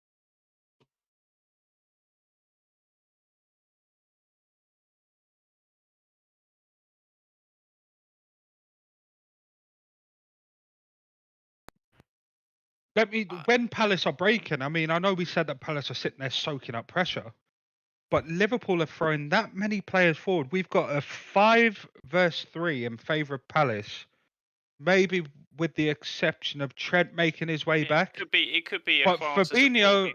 yeah, I'm looking here. Fabinho, Harvey Elliott, Diaz, and Milner made it back to the halfway line before Fabinho has. I want to say Fabinho, when he gets taken here, what would you say, about 15 yards away from it? Mate, I'm sorry, but he disgusting. does slow up. He does slow up, and I'm surprised they're not talking about it a bit more. What about what? About Van Dijk slowing up. Well, Carragher has just said that he slowed down. Oh, did he? Yeah, he did just say that, and he said that Carragher thinks that Van Dijk's thinking to himself, "You ain't scoring from there." It's not quite. It is very naive, Van Dijk. Very naive. Yeah, you'd think that about if Chris Wood was on the ball. You saw Jim coming to the chat earlier, or put it in the Twitter chat. What is Van Dijk doing there? And it's a bit mad. I ain't gonna lie. It's a bit mad. There is some breaking news from the old Manchester United camp, which is apparently they're close to signing Matheus Cunha from Atletico Madrid, which he's a Brazilian winger, is he? Is he a winger? I think he's a striker. Matheus Cunha. I thought he was a he signed for Atletico Madrid last season. A 50 mil. That's a lot of money. He scored someone I don't even know. 6 goals in 29 league appearances. I mean, yeah. If we're going to talk about it, let's just point out the fact that position-wise, yes, they need to strengthen fucking front to back, right? But Jesus Christ, blessings to whoever's the head of recruitment at United. Yeah, literally the biggest of blessings as well. There is no way, unless you've managed to get him and Frankie, in which case your back four is still fucked. Yeah, I've just seen. You look at the clip in the DMs. Looks like he's playing striker there. I wonder if he is. If United are bringing him to play up top, because he doesn't look like a classic Ten Hag striker from what we've seen at Ajax. So I mean that's going to be interesting. Look, the simple fact is that Man United need players, and Man United need players desperately. Man United don't need world-class players. Man United need players that are going to fit into Ten Hag's system. So I kind of think it's irrelevant regarding who is this guy. I wonder if it, but I do have to sit there and wonder if it is a player that Ten Hag has shortlisted, or if it's a player that United are saying to Ten Hag, let's sign this guy. Do you think if because we had a long chat yesterday about Ten Hag's system, right, and how none of these United players fit into it, bar Martinez, but that in the Prem is just you're asking to be dominated. Yep. Van der Beek as well, obviously used to fit into Ten Hag's system. Play him. You know what? Is there a possibility that if we Play see an him. overhaul, Van der Beek gets in? Play him. Because he hasn't been favoured by how many managers now?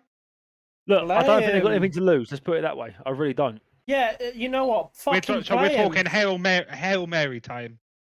Yeah. Play him. Ryan's just said that Malacia fits. Yeah, Malacia does fit. Yeah, Malacia does fit. I think you'll see him start against Liverpool. I don't know what Ten Hag's thinking starting Luke Shaw against Brentford. I've got no idea why. We need to ban Luke Shaw from kebabs, man. The guy loves it. The guy sees a gyro. Yeah, the guy sees a fucking lamb kebab gyro, mate, and he gets a hard on. I think what United need, you look at Arsenal, because Arsenal are the only team that have really gone through what United are about to go through. Yeah. And you look at the players they've signed. So obviously they've signed Jesus. Yeah. Firstly, Jesus obviously fits Arteta's system, right? But then again, at the same time, Jesus is also clearly quality. Yeah. And Premier League proven.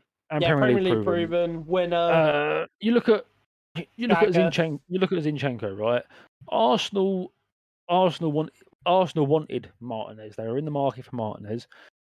Arsenal were not going to play Martinez centre back. They were going to play him as a left back, or push him up into midfield. But Arsenal signed Zinchenko, and Arteta signing players that make sense, that fit the system and fit the way that Arteta wants to play, and that's exactly what United need to do. So if this guy is scouted by Ten Hag or Ten Hag's team, then I don't think there can be any real complaints from United fans. No. I mean, 50 million euros. Bearing in mind, Arsenal paid 45 million for Jesus. It's a lot. It's a lot. But I mean, they need players. It's as simple as that. Yeah, I mean, to be fair as well, like, could we potentially see a scenario where there's some form of exchange and we've got Cunha and Ronaldo goes the other way or something as well? Like, Atletico Madrid have already stated Ronaldo is not going near their club.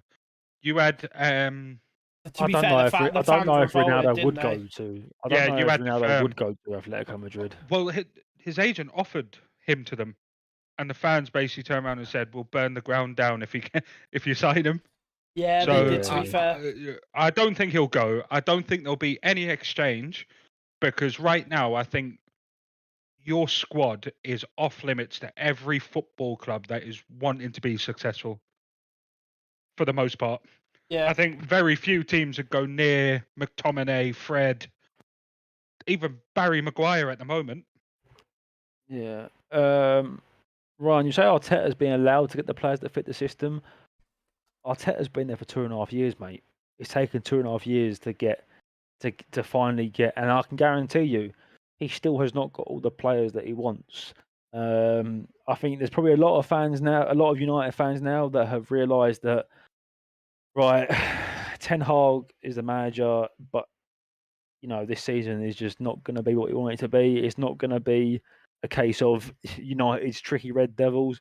It's going to be a case of, let's let the bloke just build the team that he wants and put the trust in him. Because let's be real, with Arteta, I think Arsenal and Arteta finished 8th, and the board backed him. Many Arsenal fans were calling for Arsenal to get a shot of him. And at the beginning of last season. Yeah, and the board backed him. The board properly backed him, and I think what you saw last season is just what you saw is just glimpses of how Arsenal are going to play in the future. Now Arteta's got a few more missing pieces to the puzzle. There's suddenly hope, and let's be real, yeah. This is the first season that Arsenal fans have had hope and expectation for a long time. Last season, although we finished just outside the Champions League places, there were hardly any fucking Arsenal fans that had hope or expectation about finishing in the top 4. But this season, it's kind of like do or die. It's like, this is our expectation. You best go do it now. Yeah. So United fans seriously need to buckle up and get ready for a long season, a potential even long couple of seasons. To be fair, I'm mentally prepared for it. I'm just not mentally prepared for. That's why you're on Spurs, ain't it? But like, I'm mentally prepared for us to be bad, but I'm not mentally prepared for us to show no. That's the one issue. I think that's what I mean. Like, you like when we were talking about it in the podcast, like the whole club is just toxic. Poison. It's poison. And that I don't know how much that toxicity can determine how players can not put in effort. Like if you just if you just relate it to a normal job, you'd be put on fucking a performance plan, mate. You'd be on a pip. You'd be on a pip or fucked off, wouldn't you? Exactly. Yeah. It's just not acceptable. I mean, I think obviously the Liverpool game started again. Now we'll get back into it in a minute. But I think another major issue that United have got is these leaks in the dressing room are fucking appalling. I mean, you look at the stuff that's been reported today and yesterday, and for some reason it's all about Ronaldo. A bit about Maguire. A lot, obviously, there's been a lot. There's been talks on social media about Martinez getting embarrassed, but from the actual media and the papers themselves, it's been a lot about Ronaldo. And then you start to think positive either. Yeah, and then you start to think, well, apparently Ronaldo is this toxic person in training. He walks around waving his hands up in training. He eats alone and stuff like that. And suddenly, players like Sancho, Rashford, Bruno Fernandes, Luke Shaw, there's nothing in the media about them. So you have to think, where is this league coming from? Because it points towards players like that. So it's Ten Hag's got a lot of work to do there, not just on the pitch, also in the dressing room, because over the last 6 months, the amount of leaks that have been coming out of that dressing room are embarrassing. And obviously you'll have players and agents, and they'll have contacts with certain people in the media, and it'll be a kind of like, all right, you scratch my back, I'll scratch your back, and we won't make a bigger of a meal out of your player if you give us information on other players and stuff like that. You've got to wonder, like, how deep and dirty it really goes. So from what I can see, I think it's pretty deep and dirty. I think there's a plethora of players that are involved in those leaks. I mean, there was one about Maguire's captaincy. It's been like a talking point since the start of the season, even in pre-season. Yeah. Like, there's players in that dressing room that are embarrassed to have him as a captain, that have questioned it. Apparently, that have gone to Ten Hag and said, like, it should not happen. Yeah. Which then comes down to questioning the gaffer, which me and you spoke about yesterday as like a no-go. Yeah, you can't. Like, when you talk about pinnacles of managers, Pep, Klopp, Mourinho, until he went to United, no player would dare question. What's he doing? He's got no confidence. He's got no confidence at all. Why has he gone back? I wonder if it has struck his hand, though. We'll find out, won't we? He's appealing it now. I didn't. Ref. That's got to be a foul. But also, what I wanted to, which I found interesting, I read about this today actually, was Ten Hag actually confirmed that Maguire was going to be the club captain before he even seen Maguire train, apparently. Yeah, he did make that call pretty early, didn't he? Which to me is strange. He's gone for it. It's strange. You know what? So let's forget about United now, because fuck United. We are in danger of it becoming the fucking Bhoys presents United. But in regards to this Liverpool game, we said before the game that Robertson's a silly boy. You know what? Robertson's actually having a stinker, He's duffed it. It's never handball. We said before the game, right? I said before the game, I sat there and said, with Haaland, I know what I'm getting. Yeah. With Núñez, I sit there and think, well, have I got a world-class player or have I got an absolute fucking donkey? Yeah. And with all due respect to him, there's been a couple of good moments in this game where he's received the ball, he's shit the ball out wide. But in front of goal, 3 chances now, he has looked like an absolute donkey. Amateur. He has looked like a donkey. Yeah. It's difficult to be harsh on the bloke. One, he's very young. 2, he's still got to adapt to the league. And the other thing that makes he needs to adapt is, let's be honest, how many games did it go for Giroud until he scored? I know Giroud's different because he's not got this massive media behind him about him being like one of the star boys of the world. Yeah, but he was very, very quiet. And then I think the better analogy is you look at Henry when Henry first came to the league. He was a donkey. Yeah. But I mean, just from what I've seen in this game, Neuer's in front of goal just looks clumsy. He's had 3 chances now, and he hasn't really connected properly with any 3 of them. Well, the first one he probably connected too well. But yeah, it's going to be interesting to see how he does. Oh, ref! Is that the booking? Is that the Nat Phillips book? Wait, what? Wait, what? I don't get that personally. What the done him? He's sent him. He ain't got a clue where he is. In my opinion, that's a clear day free kick. That is fucking atrocious. I don't care. It's as we've said multiple times, Chaz. It's just one of them times again. You just want to know why is that not a foul? Literally, you really do. It's confusing to me. It's really confusing. Do you reckon the refs a little bit stunned by the occasion? Doesn't want to piss off the Liverpool fans. No, it's obviously because Phillips. Was that Phillips or Van Dijk? Phillips. It's obviously Phillips is more valuable, isn't he? There's been other games where refs just haven't given free kicks that in past seasons have been free kicks, but something like that, I don't see how you don't give it. I really don't. It doesn't make sense to me. It really doesn't make sense to me. But I mean, first 6 minutes of this game and end to end rather than it's a bit end to end, but it's very much the same. Palace sitting in, waiting for their chance, and yeah, it's oi. He's done well there. That's a good challenge. Lovely switch.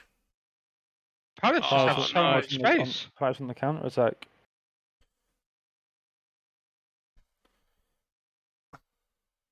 Handball. You never know. One of you, fuck me. Oh no. That was meant for Salah. Back home. Just like us on pro clubs. Coming soon.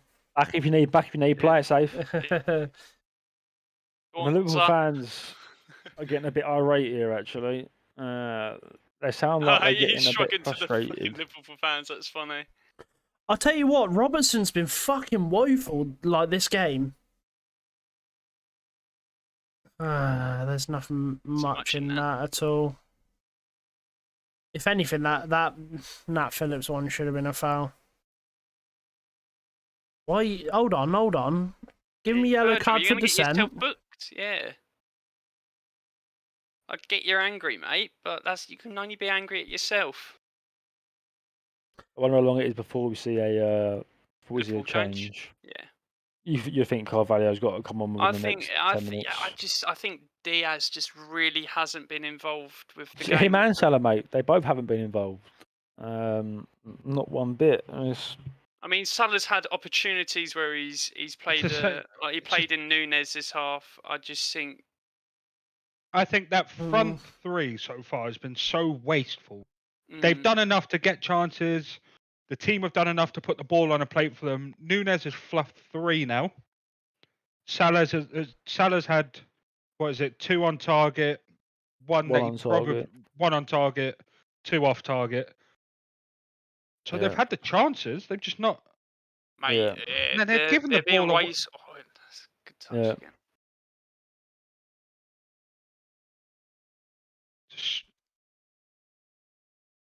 But this is good from Palace. They're frustrating the Liverpool players. They just need to keep it up, to be honest. Like, Yeah.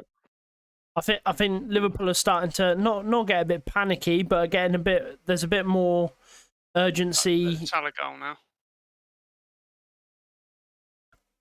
I wouldn't even say frantic, but I'd probably say there's a bit more sort of desperation coming from the Liverpool from the Liverpool You know what? team. I think Palace are doing very well. Wait, I'll wait till this Liverpool attack's finished.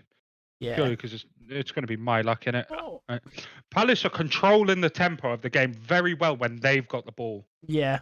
So they're not making it too slow to let Liverpool back. Oh, lovely reversal. Oh, no, it. How's the hard watch that ball first? Or did he No, slip? yeah, I think he slipped. But Is Elise still at Palace? Yeah, he's on the bench. Yeah. He was injured last week. He's on the bench now. I think with Palace though, you have to think like this next 5 minutes, like you've got to get another goal, maybe like kill off Liverpool, silence Anfield a little bit, because the fans are getting a little bit restless. Trademark Virgil switch. That is a lovely ball as well. That is a touch. That's a good ball as well. Again, that Palace defence is just Palace backline is very, very solid, mate. 4 knocks. Yeah, Helm's Deep, mate. Oh my god! Any of you seen the film Mean Machine? No, I haven't. To be fair, right, we need to watch it because that overhead kick that I've just seen. There's a scene in it very similar to that.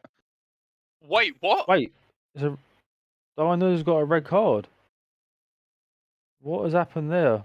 Wait, hold on, Darwin Nunes. Yo, Jim, that's your goat, by the way. Jim, that is your goat. Just, what has happened there? There's been a red card flashed very quickly. He's definitely chinned someone. He's definitely chinned someone. He's going to get himself in. Right, let's have a look. He's chinned someone.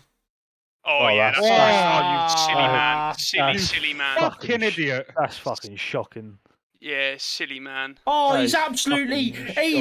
There's no room for that in today's game. Man. No room for that. Disgusting. That's shocking. Silly man. He's let the team down there. Yeah, he has. Big time. He has not only has he been the most wasteful player on this pitch today, he has then lost his head. Yeah. Against the back 5 of Palace. Klopp must be absolutely He is seething. seething. He's got to get a face full of coffee breath at 90 minutes, mate. But look, right. I said it earlier about this could potentially be a good time to play Liverpool for United, right? But now Jota's injured. Yeah. Nunes has now got a 3-game ban. They haven't got another winger striker to slot into that. You might get like a Carvalho on the left wing, and then let's just watch Diaz this again. up front. Nick. Let's have a look. Oh, so this is all going on. This is the wind-up bit.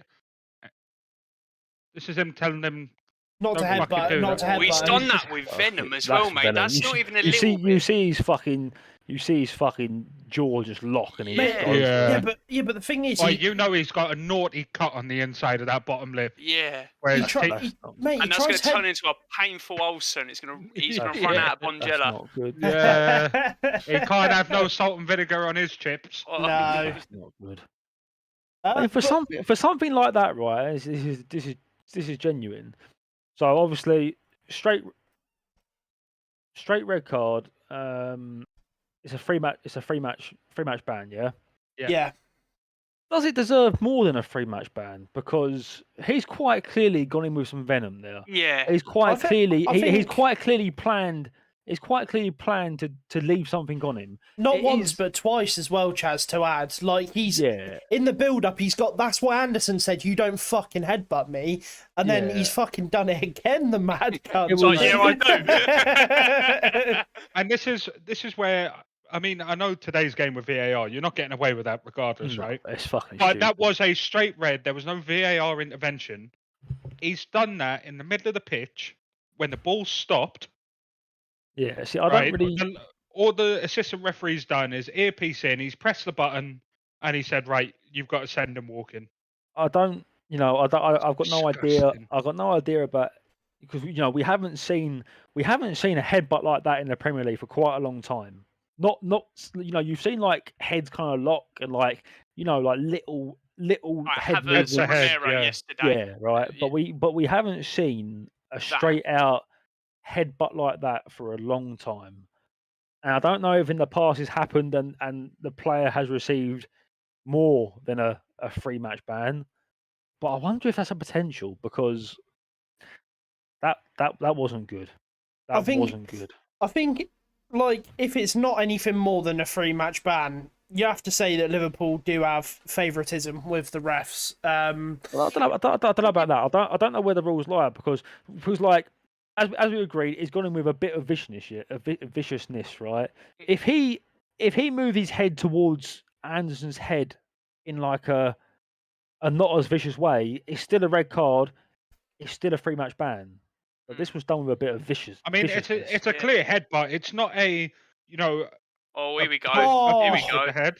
Oh, fucking score! Oh, oh what a my goal. god! What a Oh goal! my fucking that is god! Unbelievable, mate. What a goal! That is. No. What a goal! He's been so quiet. A bit like that's what you like. That's what you pay for, mate. That is unbelievable. That's a brilliant He's goal. taken on 4 players and just walked through the Palace team, Fucking mate. unreal. 5 players. That is a great goal. That is disgusting. Do you know what? And fucking player. Do you know ain't done much, but just when you like, you're a Palace fan and you're a Palace player and you're starting to feel a bit confident because of the red card, and then you can see that. It's right, a shame for Palace. I'm seeing Hendo, Gomez, and Tsimikas warming up as well. But the thing is, if Mate, yeah, and this is the thing now, they've got 30 minutes. I know they got 10 men, but that's and the great. fans are rolled up. Yeah. Who's that? Is that Gomez? Joe Gomez? Gomez, Tsimikas, and Henderson. Thing is, though, if you're Liverpool, you cannot be regardless of getting a red card, you cannot settle for anything less than a win at your home ground against a team like Crystal Palace. Like, you just can't. Yeah. It'll be unacceptable. Yeah. Tsimikas on as well. Right, Phillips yellow card. Yeah, I was going to say Robbo's had an absolute stinker. I can't lie. He hasn't been fantastic. I think you might see Tsimikas maybe start over him a few more times. Oh, what? And this is what we've been discussing quite a lot, is the whole Henderson thing. How does he get into that midfield? You see straight away there, straight onto the pitch, barking around orders. That's what Henderson brings to the team. He brings a point of accountability where it runs through him, instructions, tactics. It goes through him, and he will make sure, as a true leader, he will make sure that they get done, or at least that they are conversed over. Oh, could we see Edouard, and it looks like Zaha's staying through the middle. For now. I thought Eze would drift out to the right, Zaha on the left, and Edouard through the middle. I would love to see Zaha playing off Edouard. Like, that'd be. I think we see a second Palace goal if that happens. 2-1 could be coming true, by the way, boys. Could be. Oh, that's nice. Liverpool suddenly look up for it. Proper up for it. That's fair. Yeah, because they've got that donkey out. Just play on, mate. Play to the ball. Play to the whistle. Play to the ball. Ref. Free kick. Here's a clear free kick. Hit the road, Jack. It should not take a wonder goal like this from Diaz to get this Liverpool team up for this game. Yeah, Yeah, it looks like Salah's gone up front with Harvey out on the right, Diaz on the left. Yeah, but it'll be two Just, midfielders. just playing two in midfield. So Yeah. I mean, you probably got to say Liverpool are now favourite to win this game. Yeah, Which is crazy. But Liverpool's had a man sent off, and Palace look like the team that have rattled the most. yeah, and like obviously Fabinho just there said, "You want some chicken, lad?" as well. So you know what I mean, mate. I'll tell you what. 25 minutes left of this game, it's shaping up to be quite an exciting. Yep. Yeah. Quite an exciting final 25 minutes, I have to admit. It's all to play for, and I've just clocked and my timer's fucked as well. So should have reset at 45 minutes. You live and learn. It is what it is. But yeah, interesting. Nice to see Harvey Elliott in a sort of more attacking position. Look at him. Oh, that was in the face, wasn't it? No, that's not. No, that's not a red. No, he's milking it, but that's. I don't think there's much in this. No, he does palm him in the face. Do you know what, right? Oh. I think it's just the case where Edouard's that much taller than Shimikas that he's kind of put his arm out to the front. It's a difficult one. Yeah, put his arm out to get the rotation. Look, right, because if that's Shimikas on Edouard, Shimikas hits his chest and it's not a free kick. Yeah. At his heightest, ref. I'm not standing for that. Yeah, he's just more valuable being 6'6".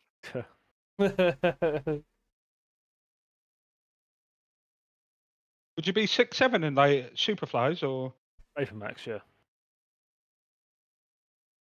You let that run out. I'll tell you what, boys. Don't know if you've noticed while sort of looking over me, but I've got an ice pack under the t-shirt. And it's doing absolute wonders. I'm nice and cool. I've actually had to turn a lamp on to get some light in my room, and I can now feel some heat, which isn't great. Not looking good, bruv. Oh. Hey, Liverpool are taking this game to... Okay. Liverpool are taking this game to them, though. It's nuts. They have to. They can't afford to not win. Yeah. They cannot afford to be 2 points from a possible 6. When City are just going to run away. Much less opposition. Yeah. Yeah, 100%.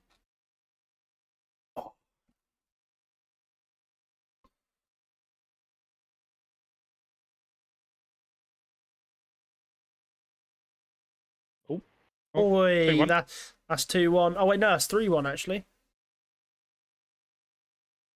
Oh.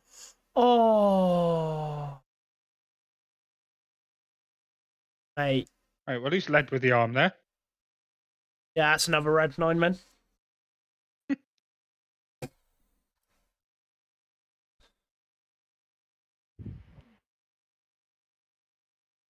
Definitely not a way to, make an entrance into your first Anfield game, is it? Absolutely.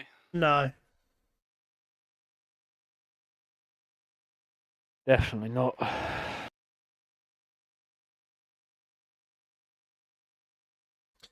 No, he's dived.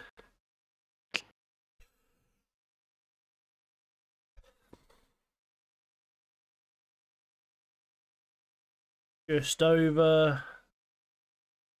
No, just 22 minutes to go. I see another Palace goal, I can't lie. I think Liverpool commit too many men forward. They'll counter, and then that'll be that. Yeah. Tell you what, though, if you're Nunes, you're definitely not wanting to face the music of Klopp and your fellow teammates, are you? Mate, you're doing a Ronaldo and you're doing a backdoor boogie, man. Completely lost his head. Oh, completely lost his head. Oh, this Eze is... Oh, no, one too many. One too many. Zaha, a fucking play, man, you shit cunt. Sorry. Fucking moaning like he's Ronaldo.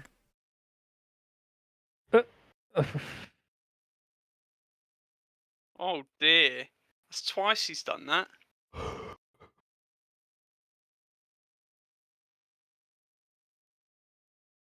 be fair, Simicast does look like he's been stung by a bee as well. Hey, I was going to mention this. all the Liverpool players look very worn out in the face. It's all the asthma, mate. Mate, it's the lack of Ventolin, mate. Oh, Also, He's right? doing it again, You know mate. what? Also, yeah. How do you feel if you're Joe Gomez? You know, Matip's injured or whatever, and he starts Phillips in front of Gomez. That's like, I feel like Joe Gomez has been at Liverpool for a lifetime and has just never had. I think he was in the team for one season, but you know, He done it's his just, ACL, didn't he? he's just not been Oh, good did he enough either. actually? He's Oh, I not been think- good yeah, he enough had- either. Okay. He had I can remember seeing him when he come back to training. The pictures from training, he had Okay. he had about a to be leg-long fair, scar down his leg. right? To be fair, right? I played football once a year. I'd done my ankle and it's put me off football forever. Playing it, it must be so tough for like professional footballers to sustain an injury like that and then be expected to go back on that pitch and play the same way that you played before. Yeah. Especially after the recovery phase as well. So Yeah. Always off. Oh. Oh, God. little banana feet, Generation, man. generational, by the way. Fuck off, you shit bastard. Well, I don't know. Is what is it?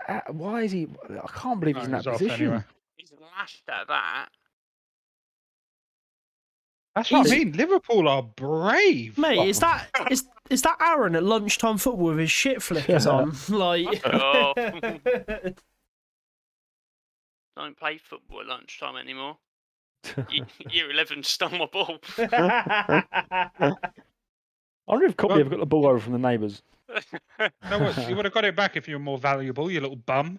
you little brokey. You know where me and Brick are at lunchtime? In the gym, mate. Yeah, come on.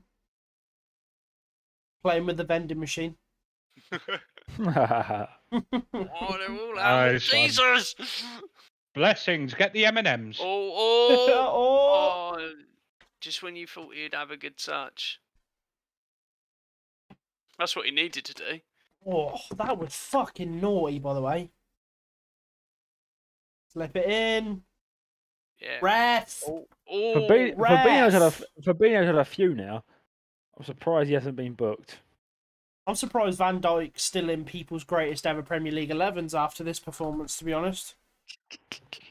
Vidic, so clear. Let it go. And Jonathan Woodgate. Sol Campbell, so clear.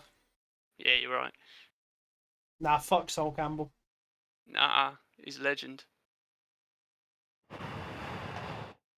Not my I'm centre-back. staying. I'm staying. Yeah, of course you are. Oh, you are.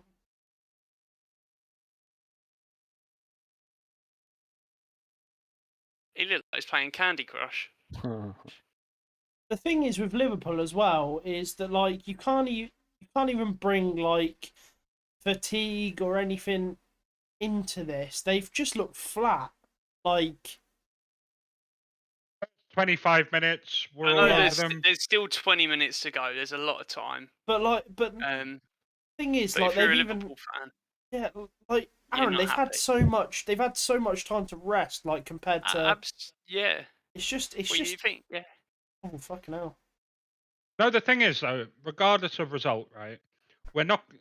The talking points for this game aren't going to be performance-wise for any fan.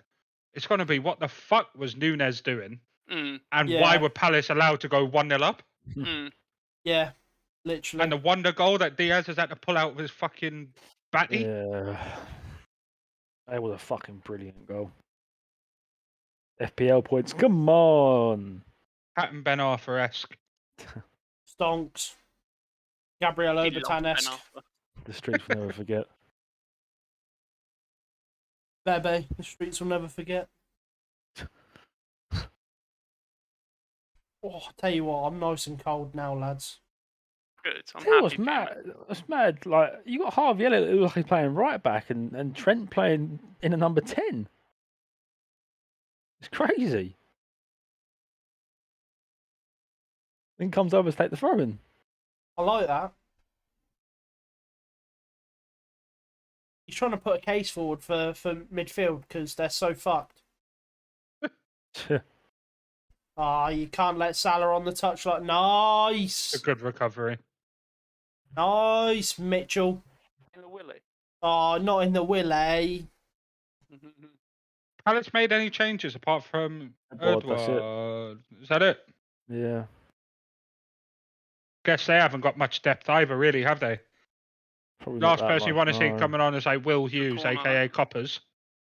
He actually does a lot of coppers. Oh, my Oh, word. no. Oh, he's going to get Oh, himself no. sent off. Oh, that looked like an elbow. Oh, Unreal work rate from Diaz, that is. Again, Yeah. he's already booked as well, so you had to be careful. Oh, Diaz? Yeah, that's picked where it- he's booked. He Is he picked his booked? moment perfectly. Pretty sure Yeah. he is. yeah, he you're is Yeah, on he the got first put- half pulled him down, fullback, didn't didn't he? Yeah. Yeah. Yeah, very good from him.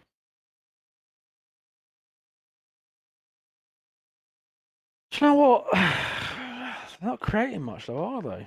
Oh, they only No. got 10 men on the pitch, but Yeah, it's like they're one man down or something. They're playing without one man. I don't know.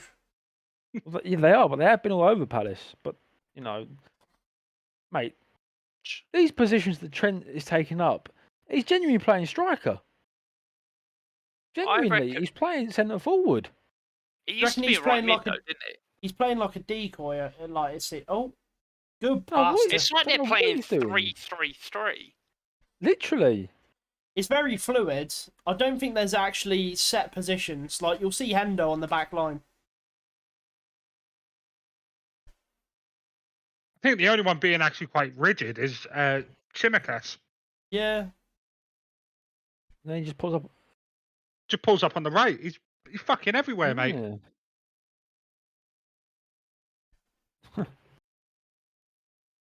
Salah's been dog shit as well. Come on, Yeah. my fucking fantasy team. Oh, It's a McTominay pass.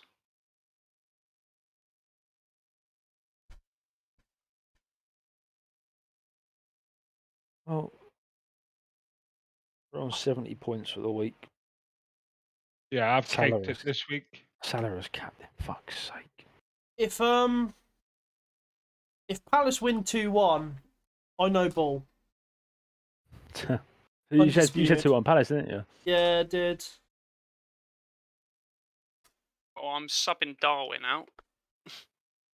Got me -2, the fucking clown. Darwin Nunes.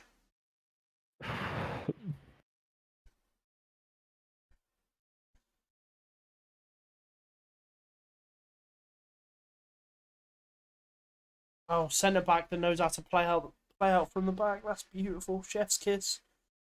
Mitchell. Lovely ball. But you know what? That pitch has been watered because every fucker and their mother's slipping over. Yeah. Yeah. Could say the pitch is gushing. Oh! Oh, is he missed? No way!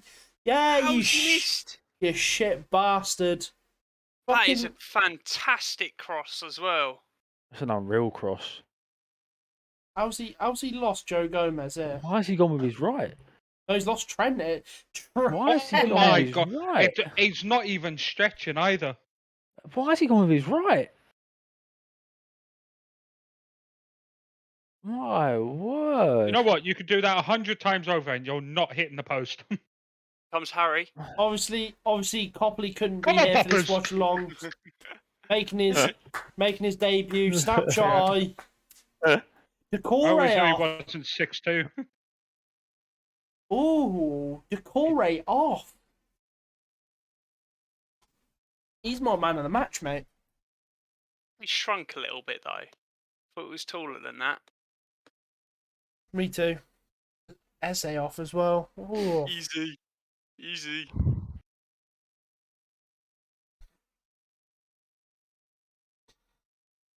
Here There he we comes. go. Yeah, I thought that would be the case. He's I'll worked be hard honest. tonight, as old Yeah. Harvey Elliott. He's done well. It's Coutinho's little brother.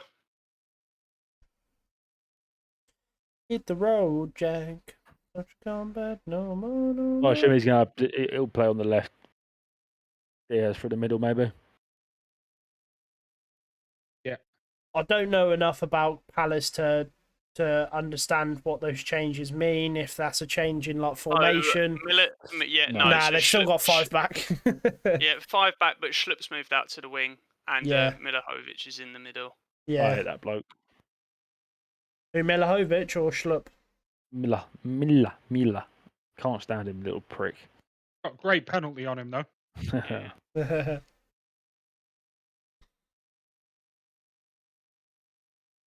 Good ball. Oh. Tell you what, Palace's defence is sexy. Except for when Diaz has the ball. But like, I don't think anyone's defending against that.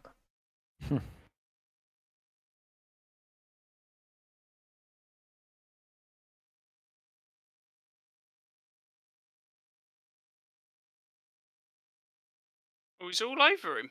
Brave to do that. Very brave. Fucking hell, Zaha. You're shit, innit? There's no You're way so you're getting shit. that. No. You're so shit, Zaha, actually. Get Mateta on. Good defending again though by Palace. Yeah. Oh, Oh. I thought that the angle was deceiving.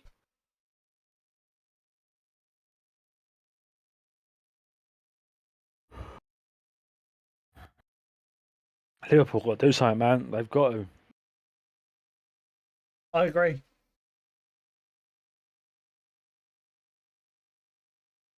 I like his salad. Oh, took space. Here we go. We've got another counter attack. Got Udward versus Van Dijk. Oh, he shot the man. you silly No, boy. he's so shit. Why is he taking a touch? Schlupp should have just said Sid. Oh, Barry Boppers with a few hops and skips though. Zaha should have just levered that. Gotta let that. Even if he skies it, it's better than what he fucking did. Yeah. Mate, and the fact that he moans at his teammates whenever like shit, like, fucking scream at him now. So listen, you Hit me shit talking. bastard.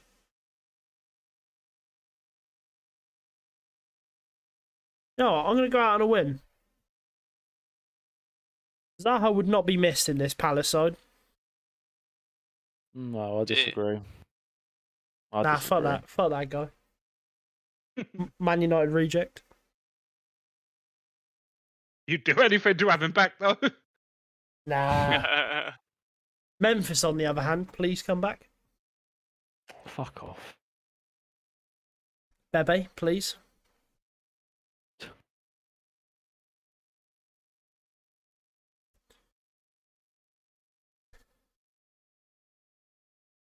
Lovely. No foul. No foul, ref. No foul.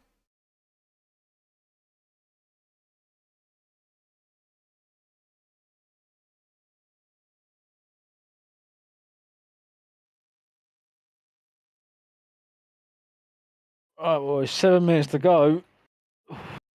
Kind of do or die for Liverpool now. They got to start committing men forward. Well, I know they have been, but they've got to win this game.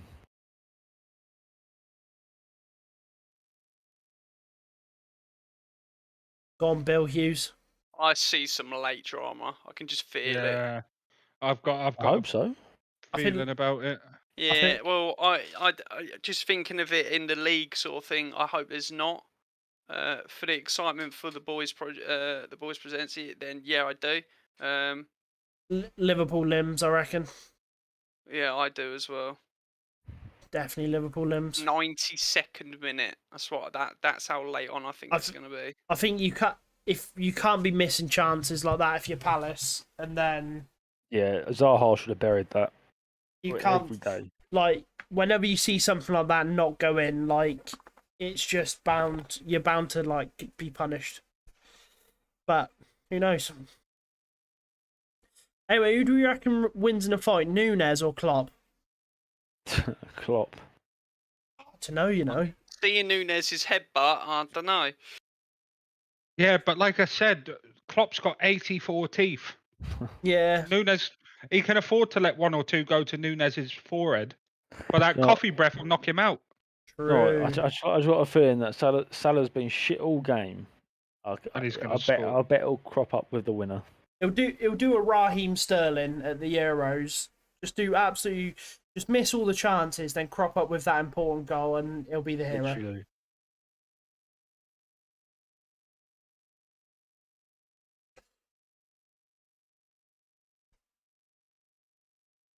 Hit the road.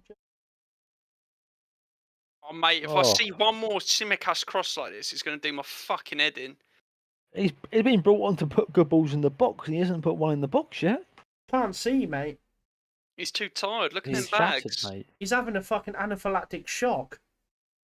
He's been up all night playing RuneScape. Grats. No XP ways. Come on, blessings. You know what? It looks like you spent 3 days in the graveyard room. Fucking hell. Offside. Yeah. Way offside.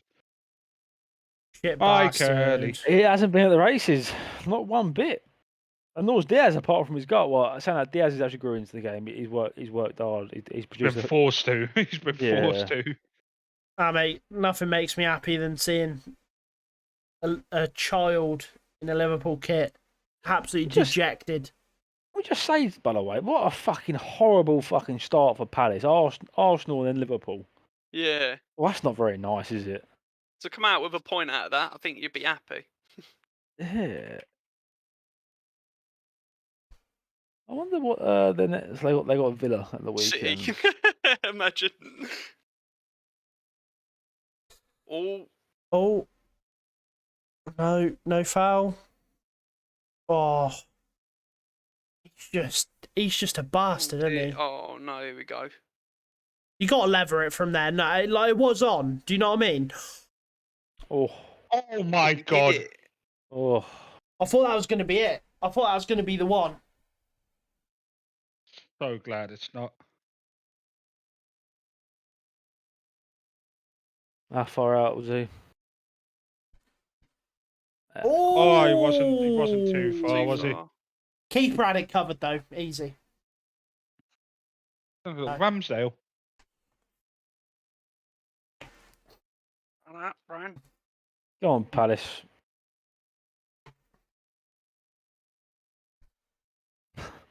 What's Van Dijk done there?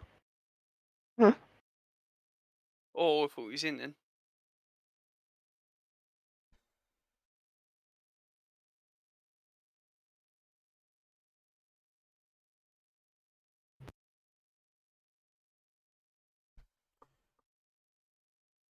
I think if you're Liverpool, you need to Here see. he is. What, is that Elise. Mateta? Elise. No, I would like this guy at Arsenal. I would.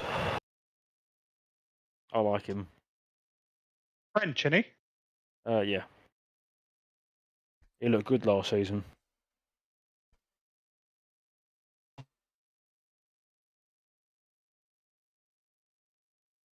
Got a bit about him as Elise, I tell you. Yeah. We shall see if he makes a difference as we're heading into. I bet he goes United and it will piss me off and he'll be wasted. No. I don't think he's leaving Palace. Not this season. We are literally no. If that's Ward, that's fucking stupid. No, that's that Miller. Oh, okay. Milivojevic. I was about to say it looked like Ward, and I was like, mate, what are you He's doing? getting himself booked. Tell you what, the refereeing's not been bad.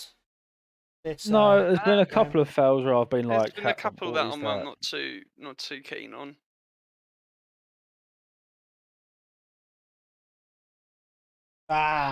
It's a bit of a push.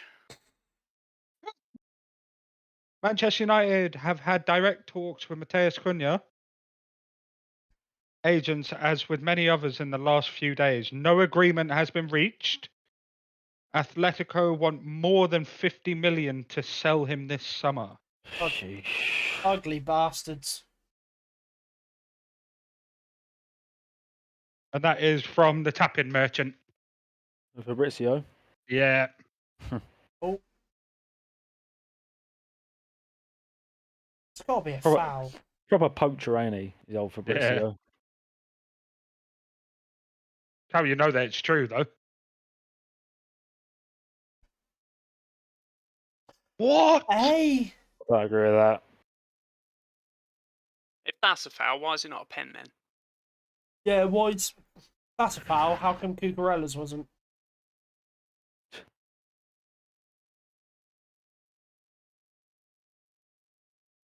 You watch him fucking score from this as well.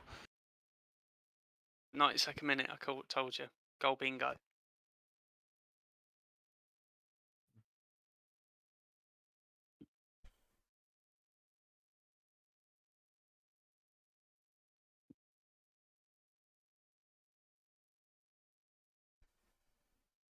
Here it is. Oh. Wow. Oh, I wonder how far away that was. 2.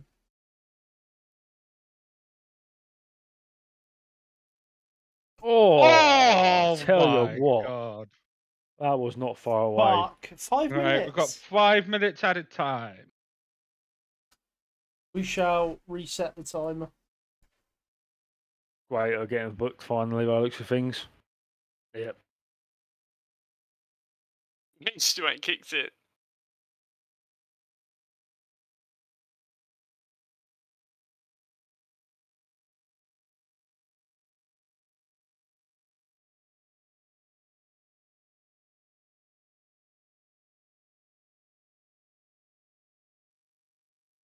It's a panicking. Are you offside there? Get bastard. He's been fucking silent, hasn't he? Yes, he has been woeful. For Salah standards, he has I'm been telling woeful. you. He's carried on his form from in the last season. I'm telling you, he's popping up with a goal. Fly Virgin to LA. What you call me? That's 2 terrible offsides. You know that, lad? Fucking hell.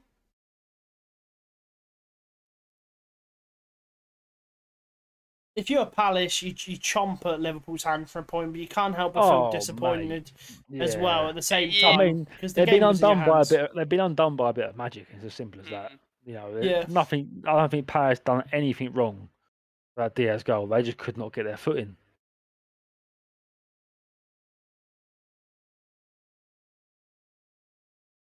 He's bought that.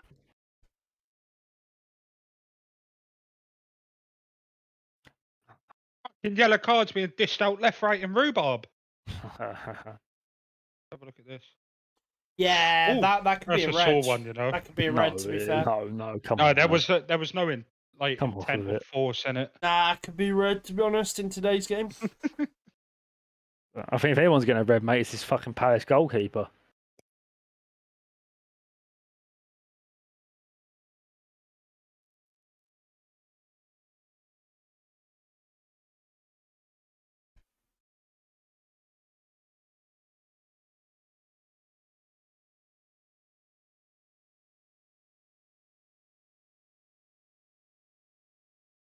Go on, Palace. Oh, here we go.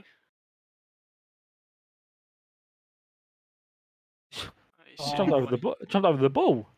Silly boy. And what Carvalho's doing there.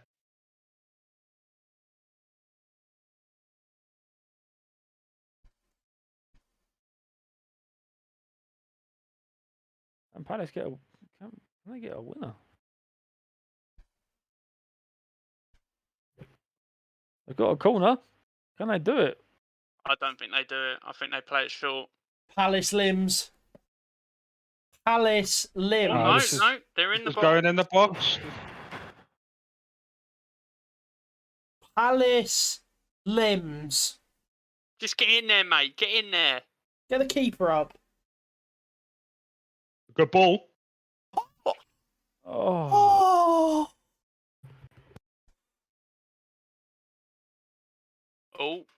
Oh, this is the. Well done, Copley. Yes, let's go, Boppers. Barry Boppers. What are you doing, you little fucking scruff? He's like, I swear you were the person who bought my chicken eggs.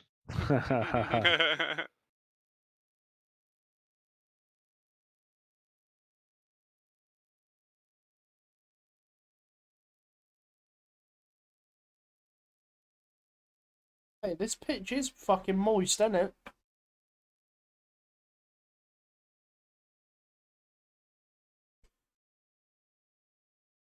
Yeah. Someone on the pitch, yeah. Fuck's sake. Don't add any extra time on as well. It's blatantly a Liverpool fan. Annoys me is why can't we see it anymore? Nothing better than a good old. Yeah, like just someone with their fucking knob out, you know what I mean? That bloke, that cable tied himself to the post. Oh, what? That was your lock screen for how long? So long. Oh dear. People at work were so confused, you know. Oh. Hey, I was at work. Not at work. I was confused when you got your phone out in Newcastle. Pay for a fucking Pepsi Max. Blow up. Oh. Dear. Aaron. We're watching it in 1 HD. Blow up. That's got to be it now, isn't it? Yeah. Only be a matter of seconds left. What a result for the Eagles. I'll tell you what, it's a brilliant result. You've got to be so disappointed for a Liverpool fan. Yeah, Nunes, I don't know what Nunes is doing there. I really don't. Embarrassing. As a Liverpool fan, what do you think you're thinking though? Like, obviously, Could be 2 games worse. against not the greatest of challenges, I would say. I'm thinking it's City's to lose. Yeah. Got to be it. That's it. It's done. Fucking Wow. shocking, man. Hell. Wow. Well, I mean, Where are they? 15th? 14th? No, they're a bit up above that. Should we have a quick gander at the Premier League table?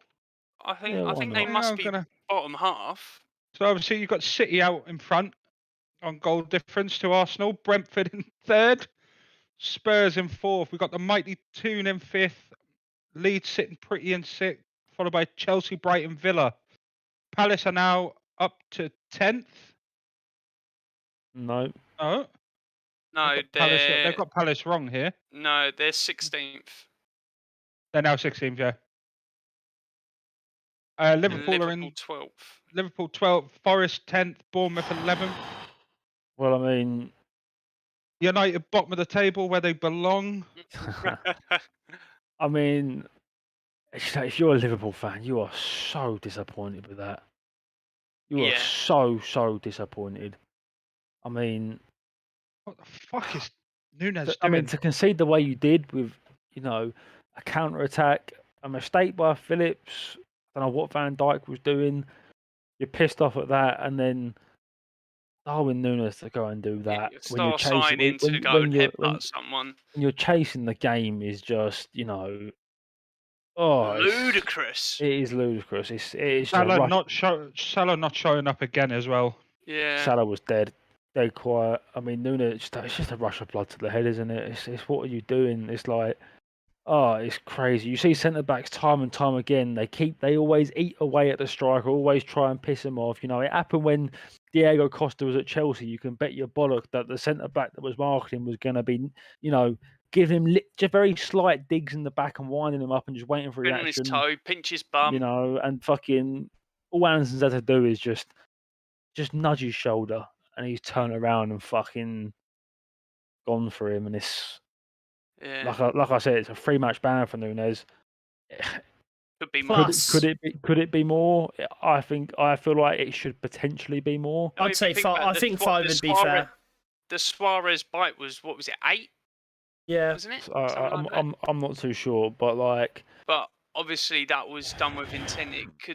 I feel like it should be more. I wouldn't be surprised if it was given to 5. I feel like it should be more, but yeah, I mean, there we have it. I mean, Liverpool game week 2, same as the first week, extremely poor, coming out with another point, and if you're a Liverpool fan, you're fucking fuming, 100%.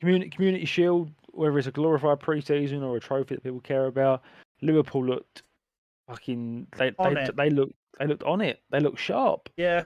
And the season started and 2 games in, you're thinking Man City are cruising and Liverpool are genuinely struggling. Yeah. And it doesn't get easier for them. We don't know when Jota's back. They haven't got a striker. Their main man in the middle is injured. Their centre back. I don't know what's wrong with Matip. it doesn't get easier for them. I have to question what they're going to do. Do they go and sign another midfielder? It's not. It hasn't been great from it for them. It really hasn't. I couldn't put my finger on what I think they need to do. That's how like weird it is. Do you know Because what there's periods of play where you think, oh fucking hell, like that first 25, 30 minutes, Yeah. Liverpool all over them, didn't give Palace a reason to be playing the game. Just couldn't get past their 5 back. But like you said, 5 back tacks, little lapse of concentration, one counter attack, 1-0 down. Yep. And then it looked long gone when Nunes lost his head. Yeah. But thank God they had Diaz for that little bit of genius. Yeah, I said before the game, you know, I want to see Salah and whoever he's with click at the same time. And once again today, first half, both of them non-existent, and it was. If you're a Liverpool fan, you're mightily disappointed, mightily. You know, you heard at the end there weren't boos, but there were definitely, you heard some groans from certain parts of the stadium. Yeah. And I mean, that's the last thing you need if I you're a fucking love it. Liverpool Fuck player. you, Liverpool. Fucking. But I mean, I don't really think there's much else to say about that game. No, I think all I have to say is game week 3 wrapped up. We'll see you on Saturday. That's all I have to say. Yeah, I would agree. Yeah, that's pretty much it.